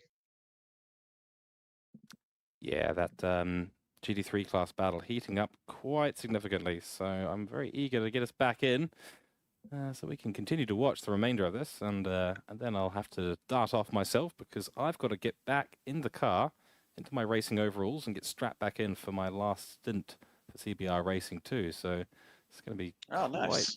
quite the run for me down to the pit lane, but I should be able Yeah, to handle absolutely. Yeah. that. There's Well, I nothing had like to. I try to contact your team. I try to like get through the team intercoms just to try and talk to you before you started the race. But then the team was just like, "No, you're not allowed here. You don't have authorized personnel to talk to my driver." It's just like, "Oh, okay." No Yeah. worries. And then by the time I got to the track, and then by the time you're there, it's just like, oh hey, we've run into each other. How can I help you? I was trying to sneak out the back. I knew it was coming, so but no, you intercepted me quite nicely there. So, uh, Nice, nice and swiftly there. No fisticuffs, no yeah, punches were that's made right. there, ladies and gentlemen. Oh no, No yeah, I didn't threats. get dragged into the commentary box by the scruff of my neck. That's definitely not what happened. That's right. Oh dear, here we go. This lobby is taking a long time to load, sadly. So hopefully we don't cause any lag spikes in the lobby as well. Just for some reason, the internet here is just not playing ball.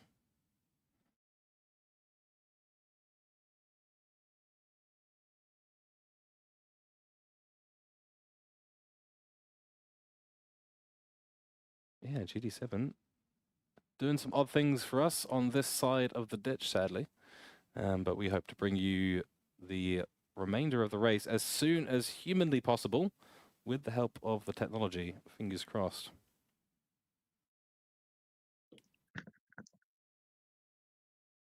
And I think the stream is suffering from this as well, so it might be a little bit of a bandwidth issue on my side of the ditch, sadly. Don't know what's causing that, but it does look like we're having some problems loading up the remainder of the lobby, Nick, unfortunately. Yeah, okay. There's a little bit of classic GT7, classic GT7 plaguing us, bringing us a good stream. Having a bit of fun here in the commentators booth. Trying to talk to Lewis at the same time. And he's bringing the joy. I think he definitely brought the joy in the commentary box for sure. We needed that little bit of we needed that little bit of we needed a little bit of that little bit of banter from him. So he's done a good job in bringing us that banter. So thank you, Lewis, for that. Yeah.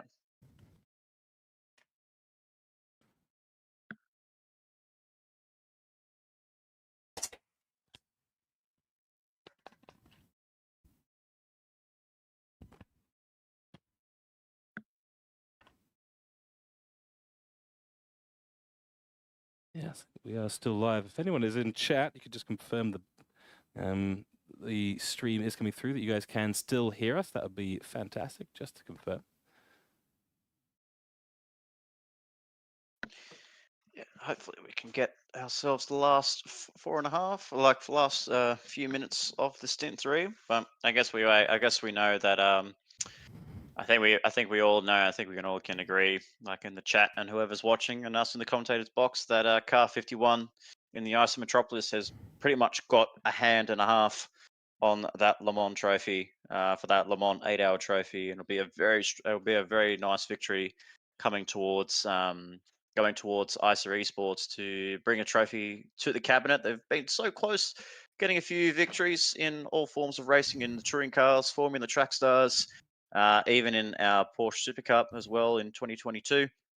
They've been showing some great racing. They're a great bunch of people, and unfortunately for them, they just haven't really been able to bring in some trophy cabinets. But there we are. We're now back online, so that's awesome to see. So we do apologise, ladies and gentlemen. So hopefully, fingers crossed, we'll be able to get the grid sorted out. It does look like we are freezing immediately. Oh dear.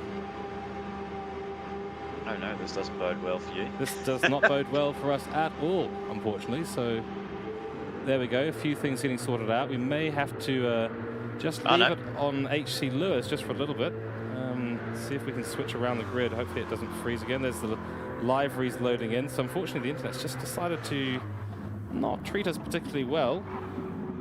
Yeah, absolutely. So we'll wait and see where he's giving us a bit of a drift and a bit of a light show there. Thanks, Lewis. at least we know that we're here.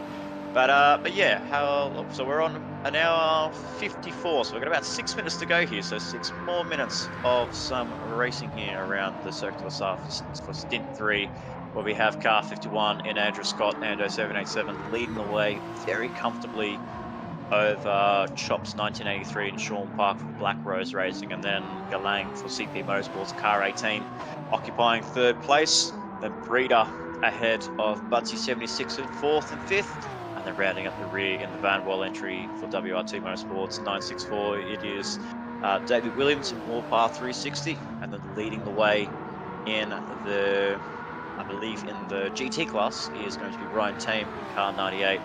In Peely Goat ahead of Natu Lee in second place, and then there's the battle pack that we want to keep our eyes on to see who is where when it comes to its racing, and Captain Risky and Jarman Dallitz and Aidan Matthews will hopefully, when all their cameras have sorted them out and the leaderboard has fixed itself up, I'll be interested to see where all these guys are on the track. So there's Natu Lee about to approach Indianapolis. I wish I knew what lap they were on, and so I could say, for the probably I think it's about 25, 26 It laps, should be maybe. about there. Yeah, it's not. It's certainly not lap one. That's for sure. Absolutely, no, don't take note of that, ladies and gentlemen. And Pert's 91 is not in first place at the moment. HC Lewis is not in second place either. So the lobby will eventually get itself sorted out, whether or not There we go. time for the end of the race. Lewis said we're on lap 28. There we go. Fantastic. So There we're we on go. lap 28. So, and yeah, like I said, like this was a battle pack. This is a battle I wanted to see. And yeah, it's getting very close here. So it's actually been, the roles have been reversed here. So it's racing. It's now going to come onto the clutches from Aidan Matthews for what could be, if they're about to cross the line here, for one more lap here. So it could be it could be a last lap battle for that last step on the podium for stint 3. And it's going to be between the 95 and car 14. It's racing in Jarman Dalitz and Risky 21 in Aidan Matthews. And you know how the tables have turned for Fitz Racing, putting the pressure on car 14, and now it's been role reversed for what's going to be one more lap around this track. Too right, yeah, it's getting closer and closer, and the Porsche is looking rather squiggly through the exits of the corner, indicative of the tyres being so worn out. But luckily for them, no fuel issues. Captain Risky has got fresher tyres, less fuel, a slightly lighter car, but maybe having to save a bit of fuel. But this will be their last lap, I believe. I don't think they're going to get round. It will be their last. Yeah, it will definitely be their last lap. So Risky really closing up that gap. There's probably about, you could probably throw a blanket over the top of them, and it's all important for Captain Risky to really stay behind that rear wing of the 95 and not cut and try not to cut Tetra Rouge on the last lap, because if that half-second penalty really plagues him, that's going to be his race over. He goes onto the grass. Oh, looks like they're all going onto the grass there. So I think there might be another disconnect on the way. Unfortunately, Unfortunately, looks yes, like it is. Yeah, that is a disconnect. All the cars deciding to go and mow the lawn. Jim's mowers will be very happy, I think. Yeah, there we go. So unfortunately, as we can see there now with Goat, he's slowing down, but that's not because of him running out of fuel. It is unfortunately our host and our commentator's stream. He's going to crash into the wall. No, he's not actually. Look at that Porsche. Look at that. Oh dear. So unfortunately, again, that has kicked us out of the race. So we may have to get race results for everyone post stint, sadly. Yeah, absolutely. So we do apologise, ladies and gentlemen, but stick around for stint 4 for the last 2 hours of the Track Stars Racing Series Le Mans 8 hour. Big thanks to our commentator in Gracie Could Kung Fu. If you haven't already, join his Twitch stream. Gracie Good Kung Fu on his Twitch. He's live pretty much every day, every second day. Anytime he's on, just keep your notifications on and support him on Twitch, as well as joining us here at Trackstars Racing Series for the last 2 hours. Thank you so much for the feed, George. Unfortunately, we couldn't bring in that last little. Unfortunately, we can't bring those last lap battle between Jarman Dalitz and Aidan Matthews for what could be a potentially P3 on the podium, but we will find out where they finish at the start of stint 4. So thank you for the stream, George, and thank you guys for tuning in. Thanks for tuning in, everyone. We will be bringing stint 4 a live stream, hopefully for you guys as soon as possible. But until then, stick around, grab yourself some food, grab yourself a drink, and we will bring you the live coverage for the last 2 hours of this Le Mans 8 hour here presented by Trackstars Racing Series.